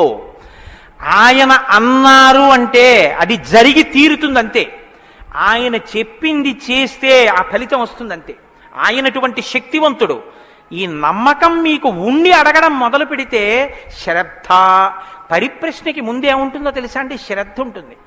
శ్రద్ధ లేకుండా వినయం ఎలా వస్తుందండి? మీరు నాకు చెప్పండి. ఇప్పుడు నేను ఒక ఆయన దగ్గరికి వెళ్ళి ఇలా అయ్యా నమస్కారం అండి అని ఇలా ప్రణిపాతం చేసి నేల మీద పడి ఎంతో ఇదిగా 2 చేతులు ఇలా చాపి అయ్యా మీరు నాకు దయచేసి అనుగ్రహించి ఇది చెప్పాలని ఎందుకు అడుగుతాను? ఆయన శక్తివంతుడని నేను నమ్మితేను. వీడి మొహం వీడికేం వచ్చు అనుకున్నాను అనుకో, నేను నీకేం తెలిసాడా అంటాం అంతే. పరిప్రశ్న చేస్తారేంటి? వినయం ఎప్పుడు ఉంటుంది? ఆయన శక్తివంతుడని తెలిస్తే వినయం ఉంటుంది. ఆయన శక్తివంతుడని మీరు నమ్మడాన్ని శాస్త్రంలో ఏమంటారో తెలుసా అండి? శ్రద్ధ అని పిలుస్తారు. శంకరాచార్యులు వారు భాష్యం చేస్తూ శ్రద్ధ అన్న మాట గురించి ఓ మాట చెప్పారు. శాస్త్రస్య గురువాక్యస్య సత్యబుద్ధ్యావధారణ సా శ్రద్ధా కదితా సిద్ధి యయా వస్తూపలభ్యతే. శ్రద్ధ అన్న మాటకు అర్థం ఏమిటంటే శాస్త్రము చెప్పినా గురువుగారు చెప్పినా అది పరమ సత్యము, ఇక దానికి తిరుగులేదు, అది కాని పాటిస్తే మనకి ఫలితము వచ్చి తీరుతుందని నమ్మడమే శ్రద్ధ అని పేరు. ఆ శ్రద్ధ ఎక్కడుందో దానిలోంచి వినయం వస్తుంది. అప్పుడు గురువుగారిని చూసి వంగి వంగి వంగి వంగి నమస్కరించి మాట్లాడతావు. ఎందుకు మాట్లాడాలి? ఆయన ఏం చేతకాకో మాట్లాడకపోతే ఆనందించలేని వాడో కాడు. ఆయన ఒక్కడు తనలో తాను ఆనందించగలడు. మరి ఇప్పుడు ఎందుకు మాట్లాడుతున్నాడు? నీ కొరకు మాట్లాడుతున్నాడు. ఆయన త్యాగం చేశాడు. ఆయన కంఠానికి శోష కలిగింది, అంటే బాధ కలిగింది. ఆయన ఊపిరికి ఘర్షణ కలిగింది. ఆయన శరీరానికి చెమట పట్టింది. దేని కొరకు? నీ కొరకు. ఆయన నీ కొరకు మాట్లాడుతున్నాడు. ఇది గుర్తిస్తే వినయం. ఈ త్యాగానికి నేనేమి ఇవ్వగలను ఆయనకి? ఈ కృతజ్ఞతాభావంతో నువ్వు నిలబడగలిగితే, అలా నువ్వు ప్రశ్నించగలిగితే పరిప్రశ్న అంటారు. ఇప్పుడు నారదం పరిపప్రచ్ఛ ఇలా ప్రశ్న వేశాడు తప్ప ఏదో ప్రశ్న వేస్తే రామాయణం వచ్చిందని మీరు అనుకోకండి. పరిప్రశ్న చేస్తే రామాయణం వచ్చింది. ఇప్పటి వరకు నారదుడు ఏం మాట్లాడలేదు, మీరు బాగా గమనించండి. వచ్చాడంతే. లోపలికి వచ్చారు, వాల్మీకి మహర్షి చూశారు, అర్ఘ్యపాద్యాదులు ఇచ్చారు, కూర్చోబెట్టారు. ఇప్పుడు పరిప్రశ్న చేస్తున్నారు. ఏ ప్రశ్న వేస్తే అసలు రామాయణం గురించి చెప్పారు ఆయన? వాల్మీకి మహర్షి అడిగిన ప్రశ్న ఏమిటంటే ఆయన్ని, కోన్వస్మిన్ సాంప్రదం లోకే గుణవాన్ కస్య వీర్యవాన్ ధర్మజ్ఞశ్చ కృతజ్ఞశ్చ సత్యవాక్యో దృఢవ్రతః చారిత్రేణ చ కోయుక్తః సర్వభూతేషు కోహితః విద్వాన్ కః కస్సమర్థశ్చ కస్యైక ప్రియదర్శనః ఆత్మవాన్ కో జితక్రోధో ద్యుతిమాన్ కో ననసూయకః కస్య బిభ్యతి దేవాశ్చ జాతరోషస్య సంయుగే. 16 గుణములు అడిగాడు ఆయన. ఈ 16 గుణములు పరిపూర్ణముగా ఉన్నటువంటి ఒక మానవుడు ఈ లోకంలో ఈ కాలంలో నేను ఉన్న రోజుల్లోనే, నేను ఇప్పుడు శరీరంతో తిరుగుతుండగా నా మాంసనేత్రంతో చూడడానికి వీలుగా ఎక్కడైనా ఎవరైనా ఉన్నారా అని అడిగాడు. అంటే అలాంటి వారే ఉన్నారు. ఆయన భార్యయే తన ఆశ్రమంలో ఉంది. ఇది తెలుసా వాల్మీకి? తెలియదని చెప్పవలసి ఉంటుంది. మరి ఇప్పుడు ఎందుకు వచ్చింది ఈ ప్రశ్న ఆయన నోటి వెంట? అమ్మవారు వచ్చింది కాబట్టి వచ్చింది. అమ్మవారు ఎందుకు వచ్చింది? అసలు రహస్యం ఏమిటంటే రామాయణం లోకానికి అందాలంటే సీతమ్మ యొక్క సేవాభాగ్యం వాల్మీకి లభించాలి. సీతమ్మ సేవాభాగ్యమే శారదాదేవి సేవాభాగ్యం. అది అందితే నోటి వెంట ఈ ప్రశ్న వచ్చింది.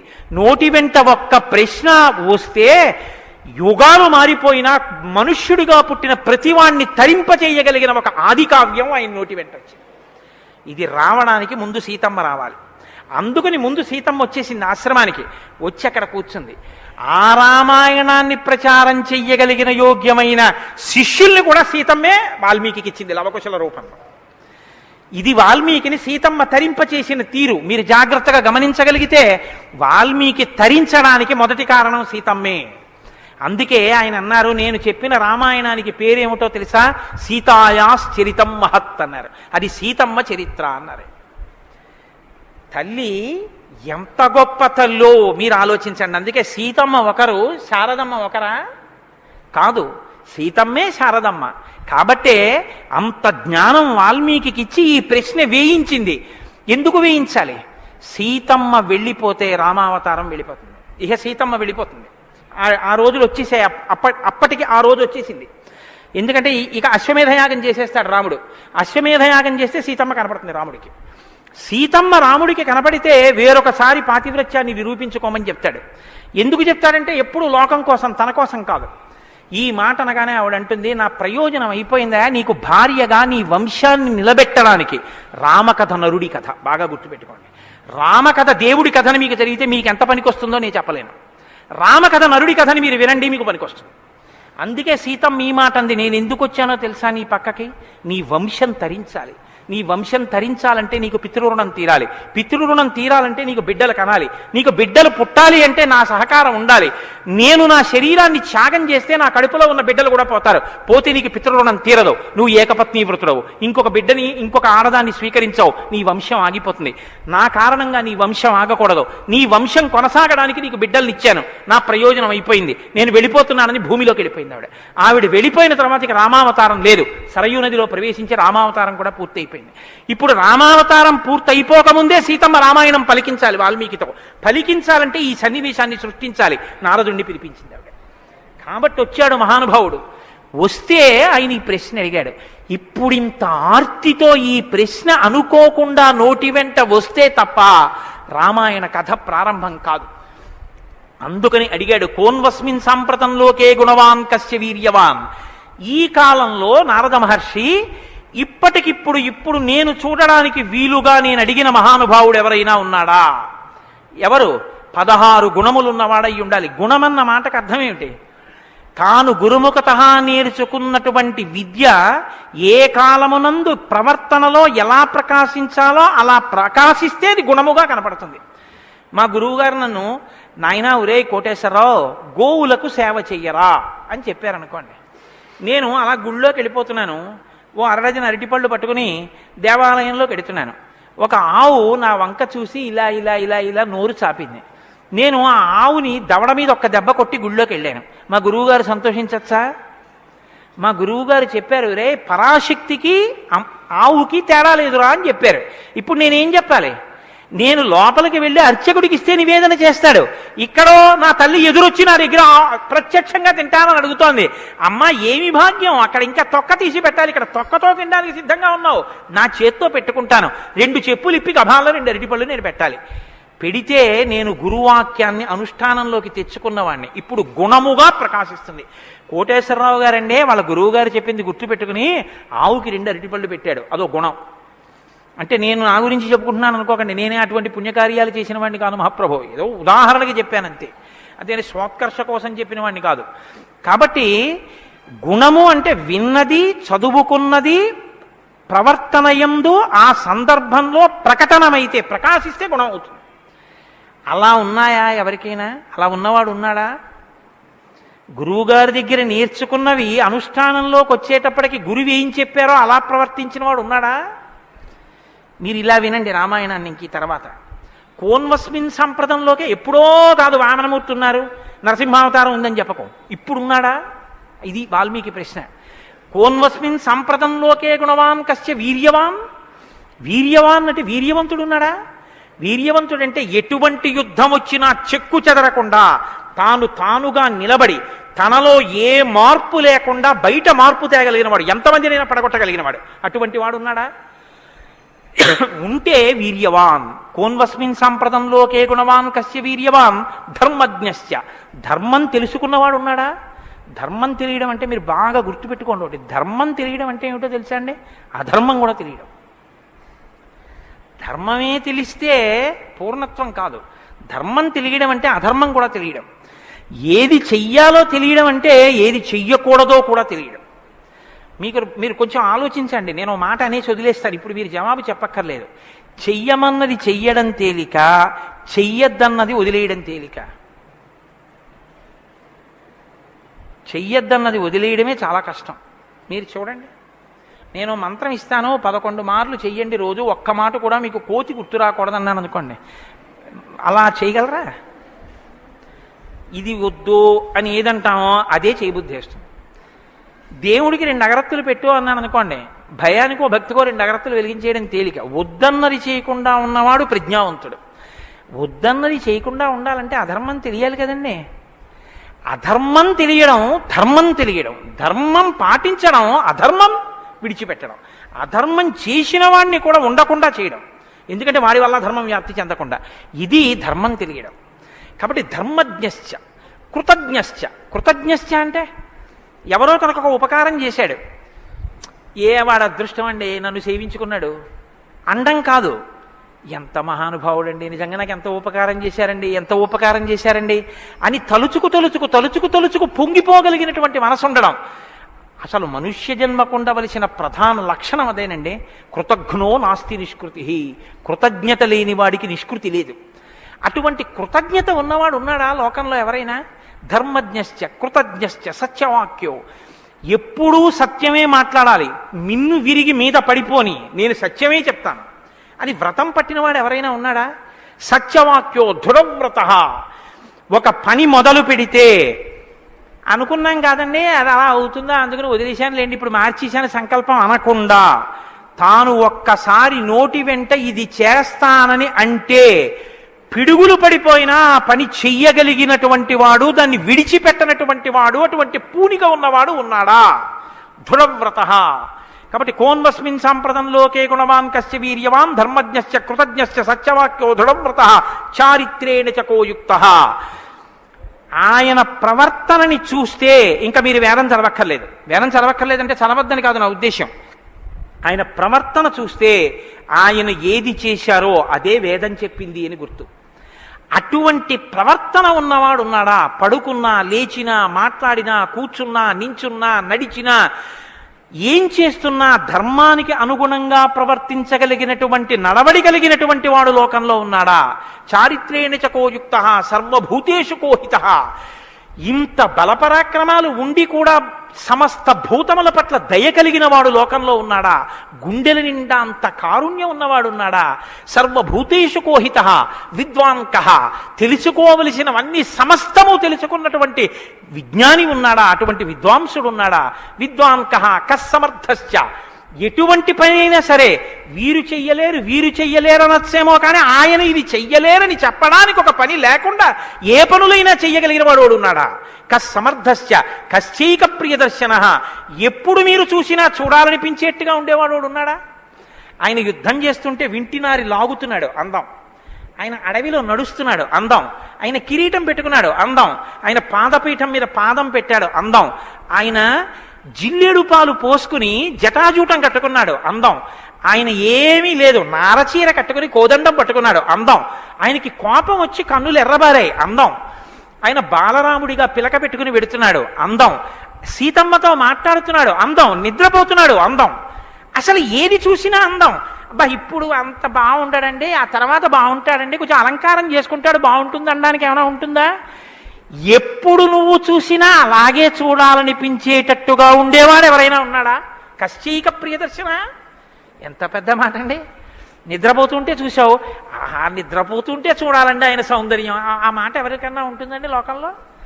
ఏమన్నా ఆయన నిద్రపోతుంటే ఎంత బాగుంటాడండి అంటారా? ఏమన్నా ఆయన నిద్ర లేచి ఒళ్ళు విల్చుకుంటుంటే చూడాలండి ఆయన అందం ఎవరికైనా ఉందా? ఆయన యుద్ధం చేస్తుంటే చూడాలండి అందం ఎవరికైనా ఉంటుందా? ఎంతటి అందగాడు రామో.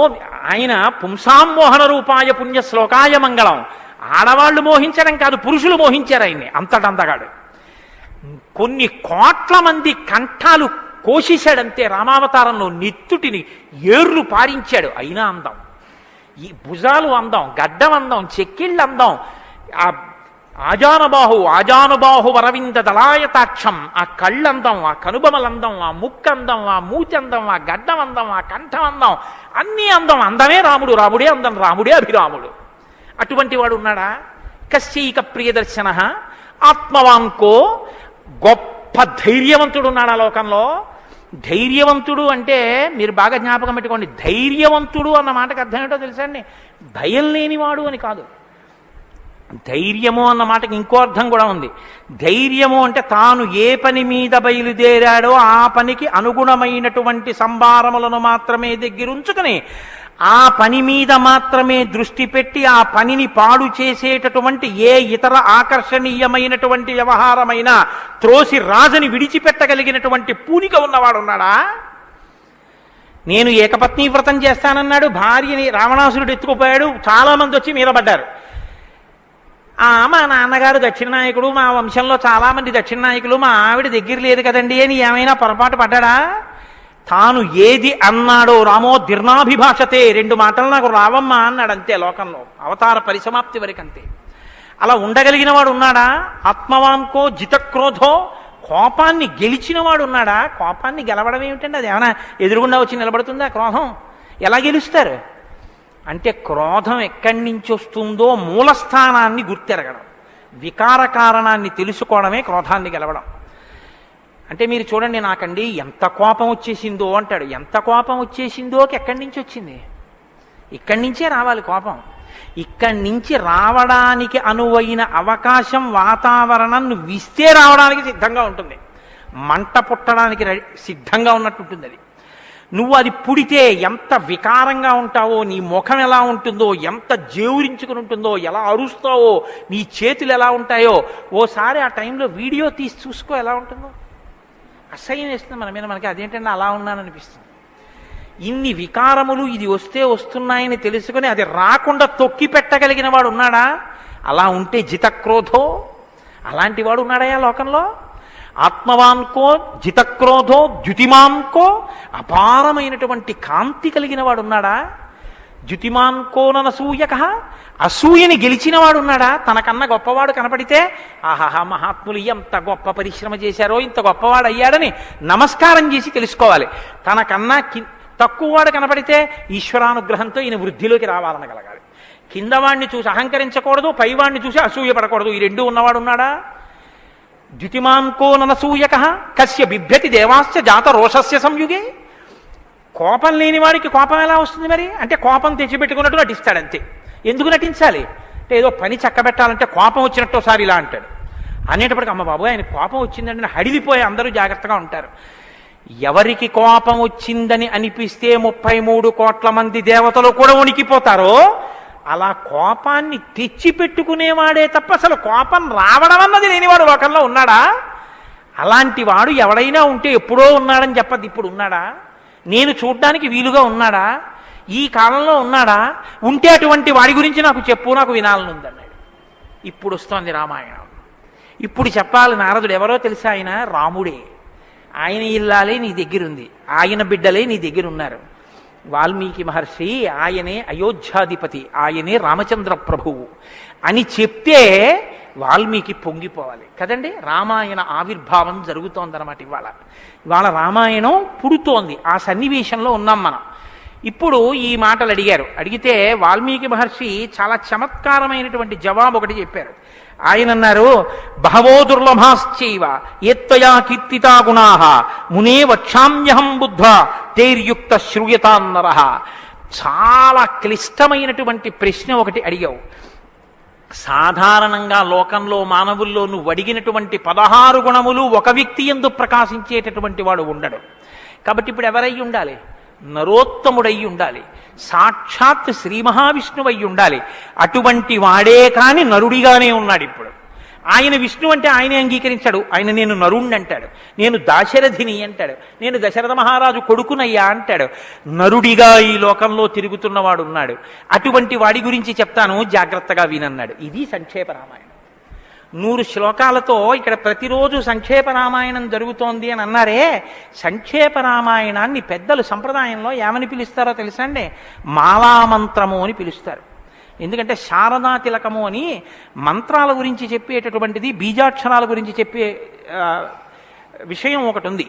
అందులో 10 అక్షరాలు మంత్రంలో దాటిపోతే దాన్ని మాలామంత్రములని పిలుస్తారు.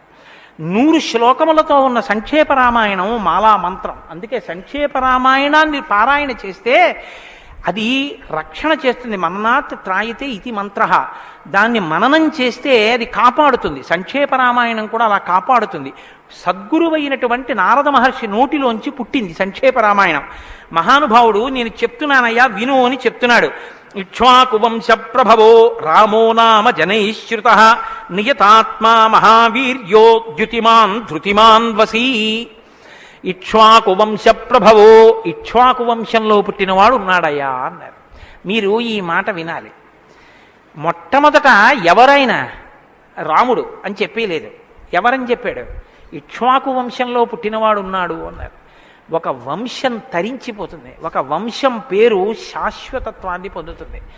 అది మొదట ఇక్ష్వాకు వంశం, తర్వాతది రఘువంశం. రఘువు పుట్టిన తర్వాత దాన్ని రఘువంశం అన్నారు. వంశం మారిపోలేదు, కానీ వంశం పేరు రఘువంశం అయిపోయింది. ఎలా అయిపోయింది అంటే రఘువు గొప్పతనం అటువంటిది, ఆయన పేరుతో వంశాన్ని పిలిచారు. ఆ వంశంలో పుట్టాడు రామచంద్రమూర్తి. అంత గొప్ప వంశంలో పుట్టాడయా. ఇప్పుడు వంశానికి గొప్పతనం ఎక్కడి నుంచి వచ్చింది? పుట్టి అలా ప్రవర్తించగలిగిన వాళ్ళ వల్ల వస్తోంది. ఇక్ష్వాకు వంశ ప్రభవో రామో నామ జనైశ్రుత. ఆయనని జనులందరూ రాముడు అని పిలుస్తూ ఉంటారు. రామో నామ జనైశ్రుత. ఎందుకని? రమయతీతి రామ, ఆయన అందరినీ ఆనందింపచేస్తాడు. రమంతే అస్మిన్ ఇతి రామ, ఆయన యందు యోగులు రమిస్తారు.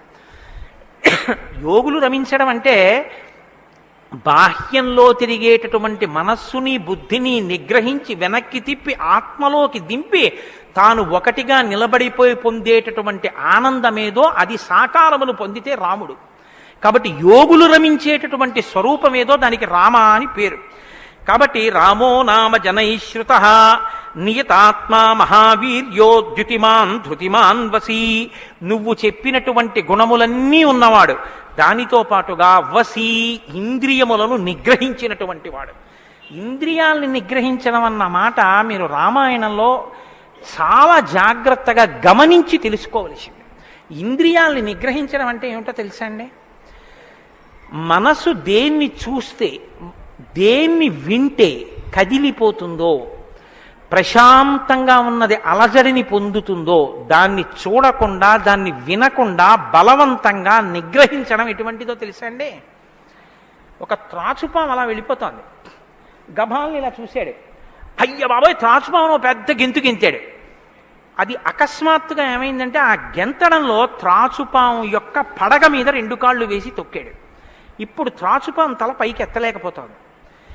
ఇప్పుడు తను త్రాచుపాము నా కాళ్ళ కింద ఉంది, నన్ను ఏం చేస్తుంది అని ఉండగలడని మీరు అనుకుంటున్నారా?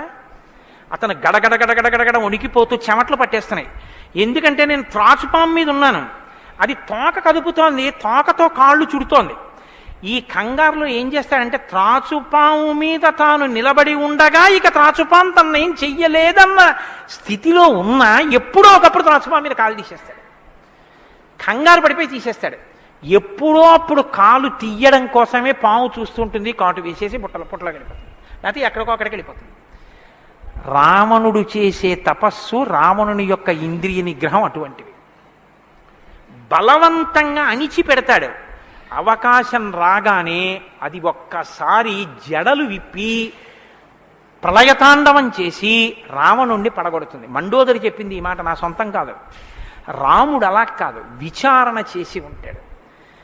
అర్థమనర్థం భావయ నిత్యం అంటారు శంకరాచార్యుల వారు. నారీస్తన భరణాభీదేశం దృష్ట్యా మాగా మోహావేశం ఏతత్ మాంసవసాది వికారం మనసి విచింత్య వారం వారం అంటారు. మనసు దేని చేత కదిలిపోతోందో దాని యథార్థ స్వరూపాన్ని బాగా విచారణ చేస్తారు. విచారణ చేసి ఈ పాటి దానికా నా ఒంట్లో ఉన్నటువంటి శక్తి అంతటినీ ఖర్చు చేసేస్తున్నాను అని మనసుని మరల్చే ప్రయత్నం చేసి ఆ వస్తువు తన కళ్ళ ముందు కనపడినా ఇంకా ఆయన మనసు చెక్కు చెదరదు, ఆ స్థితిని పొందుతాడు. ఇది శంకరాచార్యులు వారు నేర్పుతారు లోకానికి. గురువు చెప్పే మాట అంటే అలా ఉంటుంది. ఆయన ఎంత చమత్కారంగా అన్నారో చూడండి. నారీస్తన భరణాభీదేశం దృష్ట్యామోగా మోహావేశం. ఎందుకంత వెర్రెక్కిపోతున్నావు? యవ్వనం ఒంట్లో ఉండి ఓపికన్న కాలంలో నీ శరీరం కన్నా స్త్రీ శరీరంలో 2 వికారాలు ఉన్నాయి. శరీరపు ఊర్ధ్వభాగంలో 2 చోట్ల మాంసపు ముద్దలు పైకి పొటమరించాయి. శరీర అధోభాగంలో మాంసము కొంత లోపలికి వెళ్ళి ఉంది. ఈ 2 వికారాల కోసం నీ శరీరంలో ఉన్న సమస్త శక్తిని నశింపచేసుకున్నావు. ఇదా నీకు నరజన్మ ప్రయోజనం? మనసి విచింతియ వారం వారం, దీన్ని బాగా ఆలోచించు అన్నది. ఇది పట్టుకుందనుకోండి కంటిని మనసుని కంటితో చూడడం వల్ల కదపగలిగిన మనసుకి ఇప్పుడు ఆ వస్తువు కనపడినా ఇక మనసు కదలదు. ఇది ఇంద్రియ నిగ్రహం అంటారు. ఇంద్రియాలని జయించడం అంటే అది. ఇది రాముడు. అందుకే ధృతిమాన్ వసీ, అపారమైన శక్తితో ఉంటాడు, సంకల్ప శక్తితో ఉంటాడు, ఇంద్రియములను జయించిన వాడై ఉంటాడు. బుద్ధిమాన్ నీతిమాన్ వాగ్మి శ్రీమాన్ శత్రునిబర్హణ విపులాంసో మహాబాహు కంబుగ్రీవో మహాహను. నిజంగా శ్రీరామాయణాన్ని ప్రతి శ్లోకం ప్రతి మాట వ్యాఖ్యానం చేస్తే 42 రోజులు ఏమిటండి? నేను రిటైర్ అయిపోయే వరకు చెప్పినా శ్రీరామాయణం అయ్యేదేం కాదు, కానీ ఏదో 42 రోజుల్లో పూర్తి చేశాను అనిపించుకోవడం అంతే.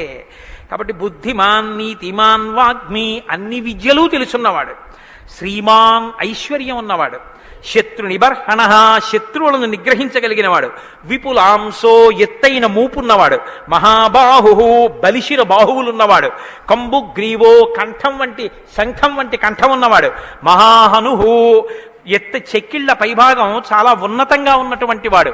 అటువంటి మహానుభావుడు ఈ లోకంలోనే ఉన్నాడు. ప్రజాపతి సమశ్రీమాం ధాతారి పురుషూదన రక్షితా జీవలోకస్య ధర్మస్య పరిరక్షిత రక్షితా స్వస్య ధర్మస్య స్వజనస్య చ రక్షిత వేదాంగతత్వజ్ఞో ధనుర్వేదే చ నిష్ఠిత. ఎంత గొప్పగా మాట్లాడారండి నారద మహర్షి. నిజంగా ప్రజాపతి సమశ్రీమాన్, ఈ ప్రపంచాన్నంతటినీ పోషించగలిగినటువంటి వాడు, సాక్షాత్ శ్రీ మహావిష్ణువు. ధాతారి పునిషూదన శత్రువులను నిగ్రహించగలిగిన వాడు, రక్షితా జీవలోకస్య ఈ లోకాలన్నింటినీ రక్షించగలిగినవాడు, ధర్మస్య పరిరక్షిత ధర్మాన్ని రక్షించేటటువంటి వాడు. ధర్మాన్ని రక్షిస్తాడు కాబట్టి అధర్మాన్ని నిగ్రహిస్తాడు కూడా. ధర్మస్య పరిరక్షిత రక్షిత స్వస్య ధర్మస్య, తన ధర్మాన్ని తాను రక్షించుకుంటాడు.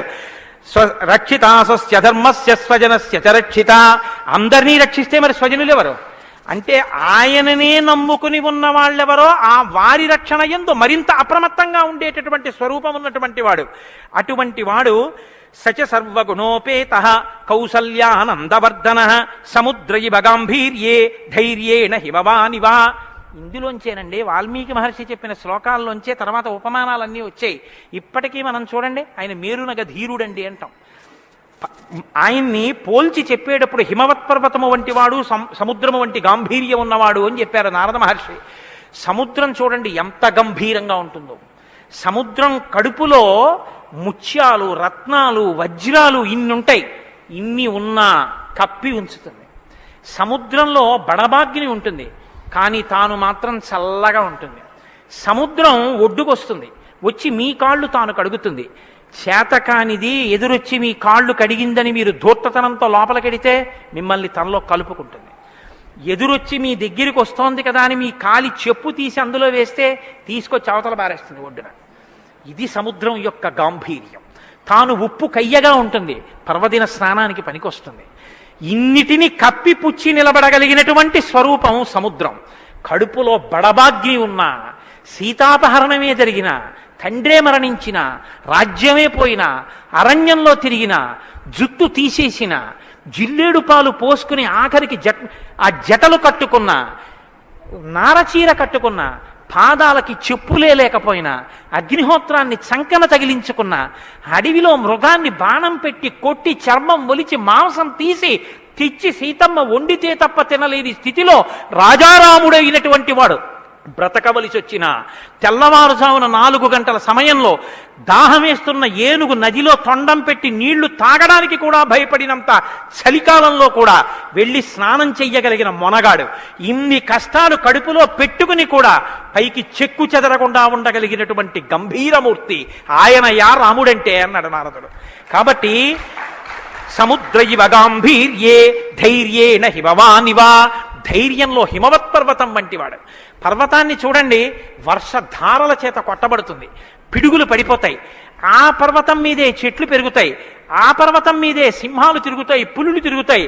ఆ సముద్రానికి కన్నాలు పెట్టి పావులు పడుకుంటాయి. చిట్టెలుకలు కన్నాలు చేసి ఆ పర్వత పాదాల మీద తిరుగుతూ ఉంటాయి.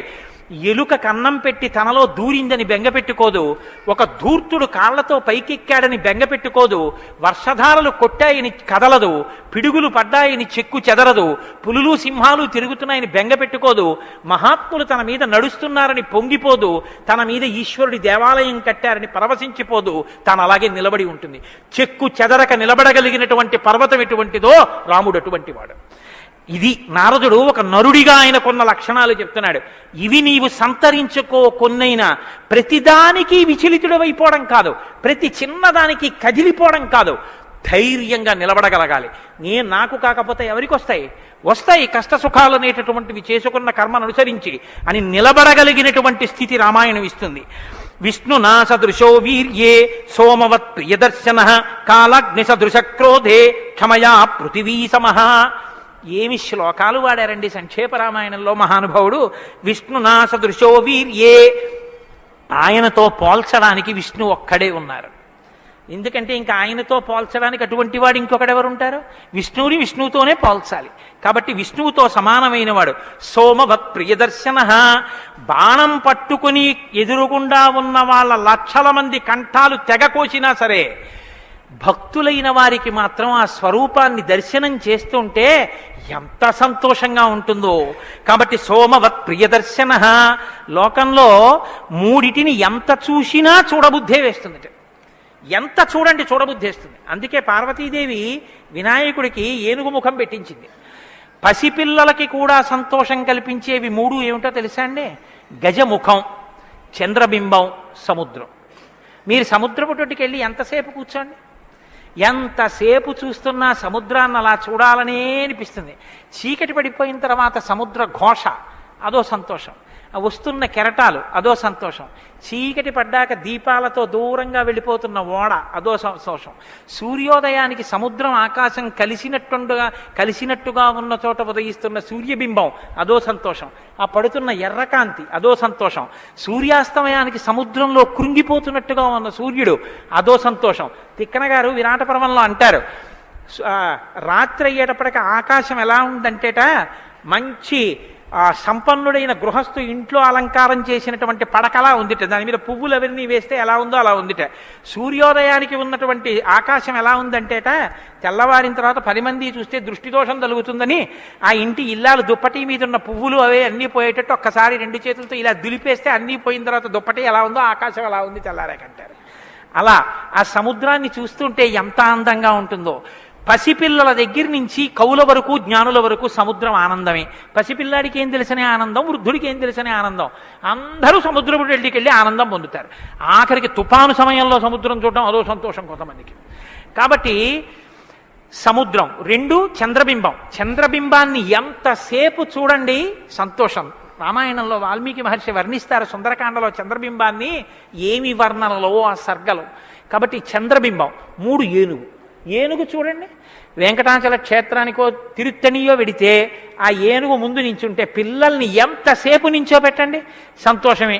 ఆ తొండం ఇలా ఇలా ఆడిస్తూ ఆ ఏనుగు అలా నిలబడి అరటిపండు ఎత్తి నోట్లో పెట్టుకుని ఆ దుమ్ము తీసి మీద పోసుకుని స్నానం చేసి తెల్లటి దంతాలు, దాని స్వరూపం, దాని చిన్ని కళ్ళు, దాని వెంట్రుకలు, దాని తోక, పెద్ద పెద్ద కాళ్ళు, ఇంతంత గోళ్ళు, గుండ్రంగా పాదాలు. ఆ ఏనుగుని ఎంతసేపు చూసినా అబ్బా ఇంకేం చూస్తానులేండి అనిపించదు, అలా చూడబుద్ధి వేస్తుంది. అలా చూడబుద్ధి వేస్తుంది. కాబట్టి ధ్యానం చేసేటప్పుడు ముందు గణపతి యొక్క ముఖాన్ని తదేకంగా చూస్తే ఆ ధ్యాన నిష్ట చేత విఘ్నములు తొలగిపోతాయి. కాబట్టి పరమేశ్వరుడు అందరూ తొందరగా దృష్టి పెట్టి చూడడానికి వైముఖ్యం కలగనటువంటి ముఖాన్ని నా కొడుక్కి పెడితే అందరికీ ఉపకారం జరుగుతుందని ఏనుగు తలకాయ తీసుకొచ్చి వినాయకుడికి పెట్టాడు.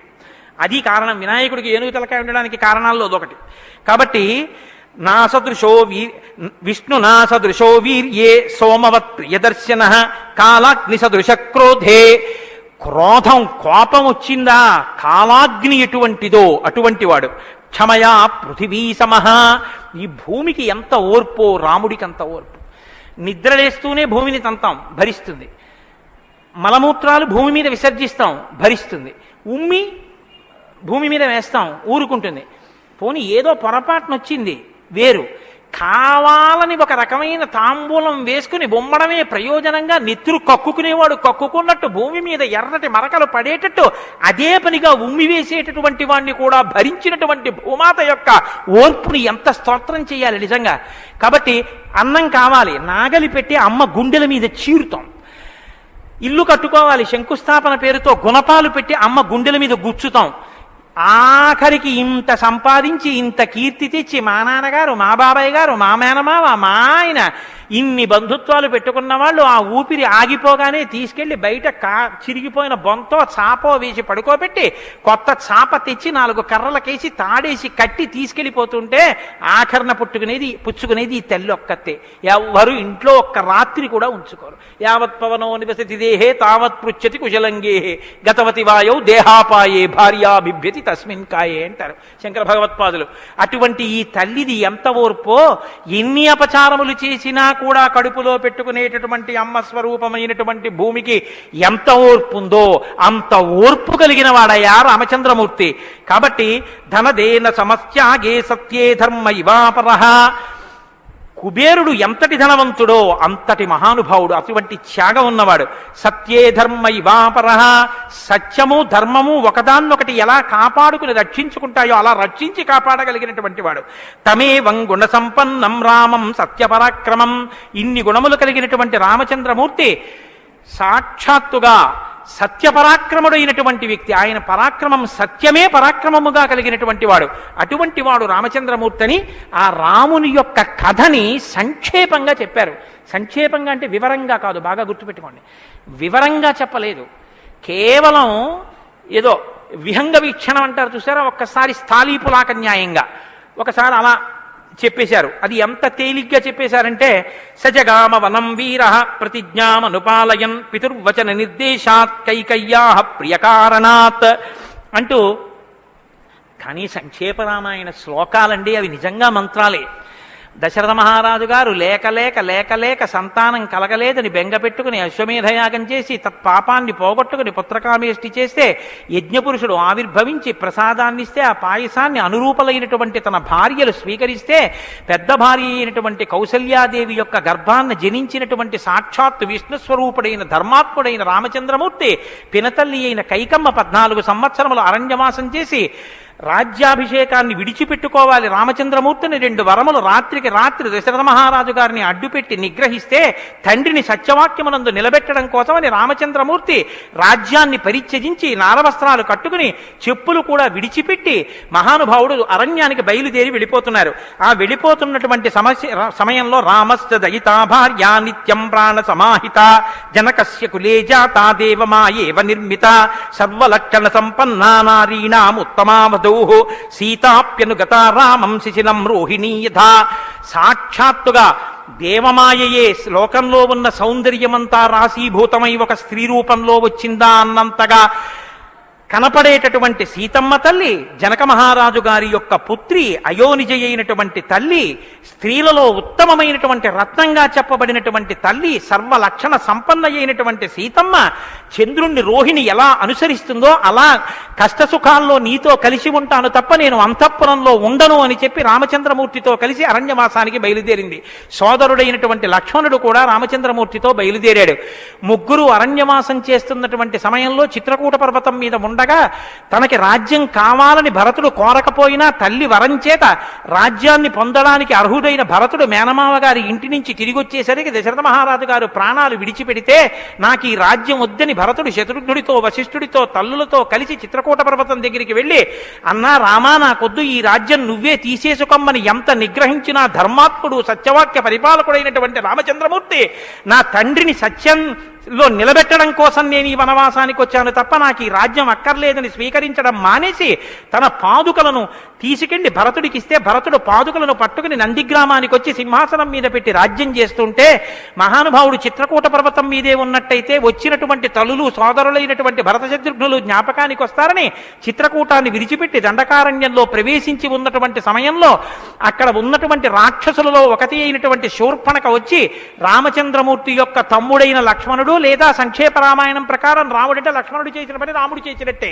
అందుకని రాముడి చేత ముకుచెవులు కోయబడితే ఆ శూర్పణక చేత ప్రేరేపింపబడిన కరదూషణాదులు త్రిశిరస్సు అనేటటువంటి 14,000 మంది రాక్షసులు రాముడి మీద దండెత్తి వస్తే తృణప్రాయంగా 14,000 మందిని నిగ్రహించినటువంటి రామచంద్రమూర్తి యొక్క పరాక్రమాన్ని శూర్పణక వల్ల తెలుసుకున్నటువంటి రావణాసురుడు అసూయతో సీతమ్మ తల్లి మీద మోహంతో సీతమ్మ తల్లిని అపహరించి తీసుకుని వెళ్ళిపోతే ఆగ్రహించినటువంటి రామచంద్రమూర్తి శబరిని దర్శనం చేసి తర్వాతి కాలంలో సుగ్రీవుడితో స్నేహం చేసి వారిని నిగ్రహించి దశ దిశలకి వానరుల్ని పంపిస్తే దక్షిణ దిక్కుకు వెళ్ళినటువంటి హనుమ సీతమ్మ తల్లి యొక్క జాడ కనిపెట్టి 100 యోజనముల సముద్రాన్ని దాటి ఈవలి ఒడ్డుకు వచ్చి రామచంద్రమూర్తికి సీతమ్మ క్షేమవార్త చెప్తే రామచంద్రమూర్తి నీలుని యొక్క సహకారంతో సముద్రానికి సేతువు కట్టి సముద్రాన్ని దాటి ఆవలి ఒడ్డుకు వెళ్లి లంకారాజ్యంలో వానర సహకారంతో రావణ కుంభకర్ణాది వీరులను నిగ్రహించి తిరిగి మళ్ళీ అయోధ్యా పట్టణానికి వచ్చి పట్టాభిషిక్తుడై 11,000 సంవత్సరములు ఈ రాజ్యాన్ని పరిపాలన చేసి రామరాజ్యం ఇలా ఉంటుంది అని చెప్పి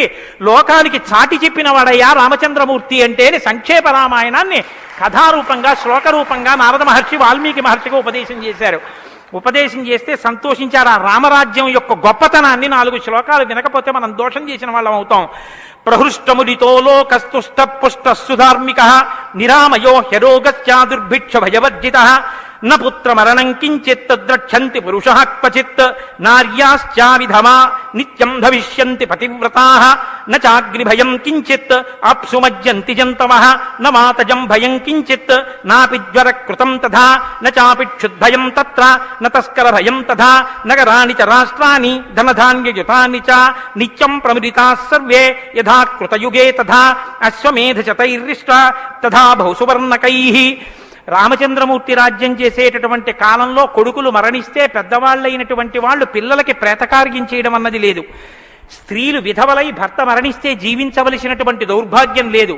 అందరూ పసుపు కుంకాలతో భర్త చేతుల మీద వెళ్ళిపోయేవారు. ఎక్కడ అగ్నిభయం ఉండేది కాదు. జంతువులు నీళ్లలో మునిగి మరణించడం అనేటటువంటిది ఉండేది కాదు.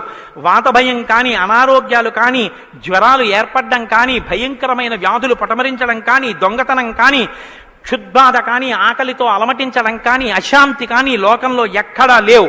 అశ్వమేధాది యాగములను చేసి ఎంతో మంది బ్రాహ్మణులకి బంగారాన్ని దానం చేశాడు. గవాం కోట్యయుతం దత్వా బ్రహ్మలోకం ప్రయాస్యతి అసంఖ్యేయం ధనం దత్వా బ్రాహ్మణేభ్యో మహాయశాః. కొన్ని కోట్ల గోవులు దానం చేశాడు.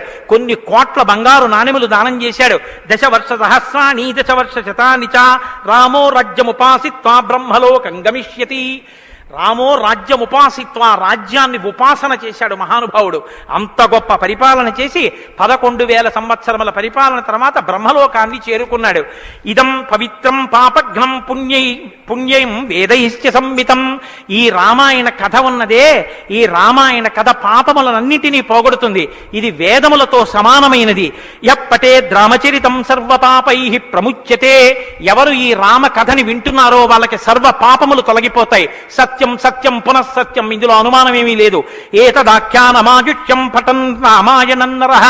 ఎవరు ఈ రామాయణాన్ని చదువుకుంటున్నారో వింటున్నారో వాళ్ళకి ఆయుష్యం నిలబడుతుంది, అపమృత్యు దోషం తొలగిపోతుంది. సపుత్ర పౌత్ర సగణః ప్రేత్య స్వర్గే మహీయతే. పుత్రుల్ని, కొడుకుల్ని, మనవల్ని చూసిన తర్వాత 3 తరాలు చూసిన తర్వాత సంతోషంతో సుఖశాంతులతో ఇహమనందు జీవించి ఆఖర్ర తేలికగా శరీరం నుంచి ప్రాణం విడిపోయి జీవుడు సంతోషంగా భగవన్నామని చెప్తూ స్వర్గలోకాన్ని చేరుకుంటాడు. ఇంతటి గొప్ప అనుభూతిని, ఐశ్వర్యాన్ని అనుగ్రహించగలిగినటువంటి శక్తి కలిగినటువంటిది రామాయణం. కాబట్టి ఎల్లరూ ఈ రామాయణాన్ని చదువుకోవాలి, వినాలి, ధరించాలి అని నారద మహర్షి వాల్మీకి మహర్షికి చెప్తే తదేక ధ్యానంతో ఆ మాలామంత్రంగా వినపడిన సంక్షేప రామాయణాన్ని విని పొంగిపోయిన హృదయంతో తన్మయత్వంతో ఉన్నటువంటి వాల్మీకి మహర్షి యొక్క స్థితి దగ్గర ఇవాల్టి ఉపన్యాసాన్ని పూర్తి చేస్తున్నారు. రేపటి రోజున అసలు ఎలా ఆవిర్భవించిందో, తన్మయత్వంలో ఉన్న వాల్మీకి మహర్షి ఎలా బయలుదేరారో, రామాయణం ఎలా వచ్చిందో, ఏం జరిగిందో ఆ విషయాన్ని మీకు మనవి చేసి రామాయణ కథా ప్రారంభం చేసే అనుగ్రహాన్ని రామచంద్ర ప్రభు నాకు కృపచేయుగాక. రేపు ఖచ్చితంగా 6:30 కథా ప్రారంభం అయిపోతుంది. లేకపోతే 7 రోజుల్లో బాలకాండ పూర్తి కాదు. కాబట్టి మంగళాశాసనపరై మదాచార్య పురోగమై సర్వైశ్చ పూర్వైరాచార్యై సత్కృతాయాస్తు మంగళం. మంగళం కోసలేంద్రాయ మహనీయ గుణాత్మనే చక్రవర్తి తనూజాయ సర్వభౌమాయ మంగళం ఉమాకాంతాయ కాంతాయ కామితార్థప్రదాయినే శ్రీగిరీశాయ దేవాయ మలినాథాయ మంగళం కరచరణకృతం వా కర్మవాక్కాయజం వా శ్రవణనైనజం వా మానసం వాపరాధం విహితం వా సర్వమేత్తక్షమస్వ శివ శివ కరుణాబ్ధే శ్రీ మహాదేవ శంభో సర్వం శ్రీ ఉమామహేశ్వర పరబ్రహ్మార్పణమస్తు. స్వస్తి. అయ్యా దయచేసి ఏమండి అందరూ ఒక్క నిమిషం కూర్చోండి. కలియుగంలో అత్యంత పవిత్రమైంది అని కదా నేను మీతో మనవి చేశాను రామనామం గురించి. శ్రీరామాయణం వినడం ఒక మహద్భాగ్యం. నన్ను నమ్మండి, నేను చెప్తున్నానని నేను చెప్పట్లేదు. జీవితంలో రామాయణం వినడం అనేటటువంటిది కొన్ని కోట్ల కోట్ల కోట్ల జన్మల తర్వాత లభించేటటువంటి అదృష్టం. అందున సంపూర్ణ రామాయణం బాలకాండ నుంచి పట్టాభిషేకం వరకు ఏకబిగిన మండల కాలం రామాయణం వినడం అనేటటువంటిది సంభవం అయ్యేటటువంటి విషయం కాదు. అది కేవలం పూర్వపుణ్యం రామానుగ్రహం ఉంటేనే సాధ్యమయ్యేటటువంటి విషయం. అటువంటి రామ కథ విన్న తరువాత మనం కేవలం లేచి వెళ్ళిపోవడం వల్ల ప్రయోజనం కన్నా రామనామాన్ని చెప్పి వెడితే చాలా బాగుంటుంది. రామనామం కేవలం రామ అనడం కన్నా పెద్దలు మనకు ఒక మార్గాన్ని ఇచ్చారు. రామ రామ రామ అని 3 మాటలంటే ఆ రోజున వాళ్ళు విష్ణు సహస్రం చెప్పిన ఫలితం. అది ఇంట్లో అంటేనే అంత ఫలితం ఇస్తే ఒక దేవాలయ ప్రాంగణంలో, అది జగద్గురు పీఠ ప్రాంగణంలో ఎంత శక్తివంతం ఆలోచించండి. అందుకే రామ రామ రామ 1000 ఎలా అవుతుందని మీకు అనుమానం ఉండొచ్చు. అక్షరాల్ని అంకెల్లోకి మార్చే సంప్రదాయం ఉంది. 2 మా 5 రామ రామ రామ అంటే 2 5 2 × 5 × 2 × 5 × 2 × 5 2 5 10 10 2 20 20 100 100 200 205 1000 సహస్రనామ తత్తుల్యం రామనామ వరాననే. కాబట్టి శ్రీరామ రామ రామ అంటే విష్ణు సహస్రం చెప్పి వెళ్ళిపోయినట్టు. కాబట్టి నేను మకుటం అంటూ ఉంటాను. మకుటం మీరందరూ కానీ నేను దానికి వివరణం ఒకటి అంటూ ఉంటాను. మీరు మీ అందరూ కూడా చక్కగాను రామనామము రామనామము రమ్యమైనది రామనామము అని మీరంటారు. ఉండండి మీ త్వర చాలా గొప్పది. అలా అంటే రామనామము రామనామము రమ్యమైనది రామనామము అలా అన్నప్పుడు 3 మాటలు రామ రామ రామ అంటారు. మీరు ఎన్ని మాటలు అన్నారో అన్ని మాటలు విష్ణు సహస్రం చెప్పింది. పైగా మీరు ఒకటి గుర్తు పెట్టుకోండి, నేను పూర్తి విశ్వాసంతో చెప్తున్నాను. వ్యక్తిగత అనుభవాలు వేదికల మీద చెప్పడం నాకు ఇష్టం ఉండదు. శ్రీరామాయణం జరగడానికి అందరికన్నా ముందే స్వామి హనుమ వస్తారు. అందుకే రామాయణం చెప్పేటప్పుడు హనుమ కోసం ఒక ఆసనం వేస్తారు. ప్రచ్ఛన్న రూపంలో వచ్చి కూర్చుంటారు. అదిగో ఆ ఆసనం, అది రామచంద్రమూర్తి పాదాల దగ్గర ఖాళీగా ఉంచిన ఆసనం ఎవరికంటే హనుమ కొరకు. దాని మీద వారు కూర్చుంటారు. అందుకే పుష్పాలంకారంతో శోభింపచేస్తారు. ఆయనకి ఆ పూలహారం వేశాను. రామనామం చెప్తుంటే ఆయన ఇలా చూస్తూ ఎవరా రామనామం చెప్తున్నారో పొంగిపోతారట. రాముడు హనుమ ప్రీతి పొందేస్తారు. ఎంత అసలు సీతమ్మ పరవశించిపోతుంది. నేను మీకు ఇప్పుడే చెప్పాను, వాక్కు ఉన్నది ఒక్క మనుష్య జన్మకే. అది మన భాగ్య విశేషం చెప్పగలగడం. రోజు అలాని మీతో నేనేం గంట సేపు చెప్పించను. ఒక్క 11 పర్యాయాలు అందులో నాకు ఏది అనిపించాలనిపిస్తే అవి అనిపిస్తూ ఉంటాను. నేను వివరణతో కూడిన మాట అంటాను, మీరు రామనామము రామనామము రమ్యమైనది రామనామము. నేను గొప్పకి చెప్పట్లేదు, మీతో మాట మనవి చేస్తా. నేను అయ్యప్ప స్వామి దేవాలయంలో సంపూర్ణ రామాయణ ప్రవచనం చేసిన రోజుల్లో ఇది అనిపించేవాళ్ళం. రామాయణం అయిపోయిన తర్వాత రామాయణం సీడీలు ప్రపంచవ్యాప్తంగా అన్ని దేశాలకి వెళ్ళాయి. అయితే అమెరికా నుంచి నాకు ఫోన్లు వచ్చాయి, గురుగారు ఒక్కసారి వినండి అని.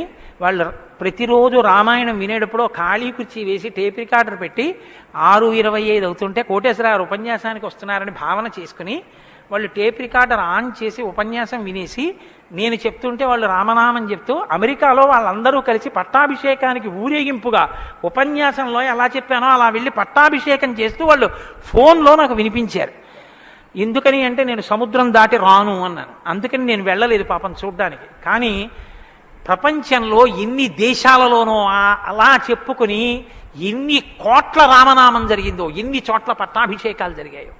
మళ్ళీ ఆనాడు సంపూర్ణ రామాయణం చెప్పించాడు రామచంద్ర ప్రభు.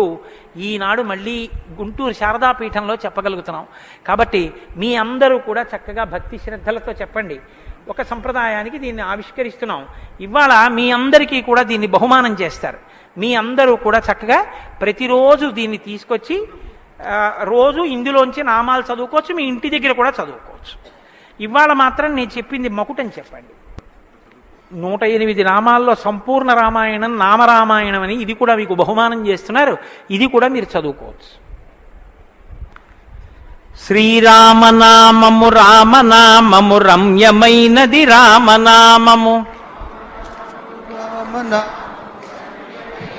రామనామము దారి నుంటిగా నడచు వారికి తోడు నీడే రామనామము రామనామము రామనామము రమ్యమైనది రామనామము నారదాది మహామునీంద్రులు నమ్మినది శ్రీరామనామము రామనామము రామనామము రమ్యమైనది రామనామము కోరి కొలచిన వారికెల్లను కొంగు బంగరు రామనామము రామనామము రామనామము రమ్యమైనది రామనామము అండపిండ బ్రహ్మాండములకు ఆధారమైనది రామనామము రామనామము రామనామము రమ్యమైనది రామనామము బ్రహ్మ సత్యము జగన్మిథ్యా భావమే శ్రీరామనామము రామనామము రామనామము రమ్యమైనది రామనామము ఆంజనేయుని వంటి భక్తులకాశ్రయము రామనామము రామనామము రామనామము రమ్యమైనది రామనామము రాకడయు పోకడయు లేనిది రమ్యమైనది రామనామము రామనామము రామనామము రమ్యమైనది రామనామము నిర్వికారము నిర్వికల్పము నిర్గుణము శ్రీరామనామము రామనామము రామనామము రమ్యమైనది రామనామము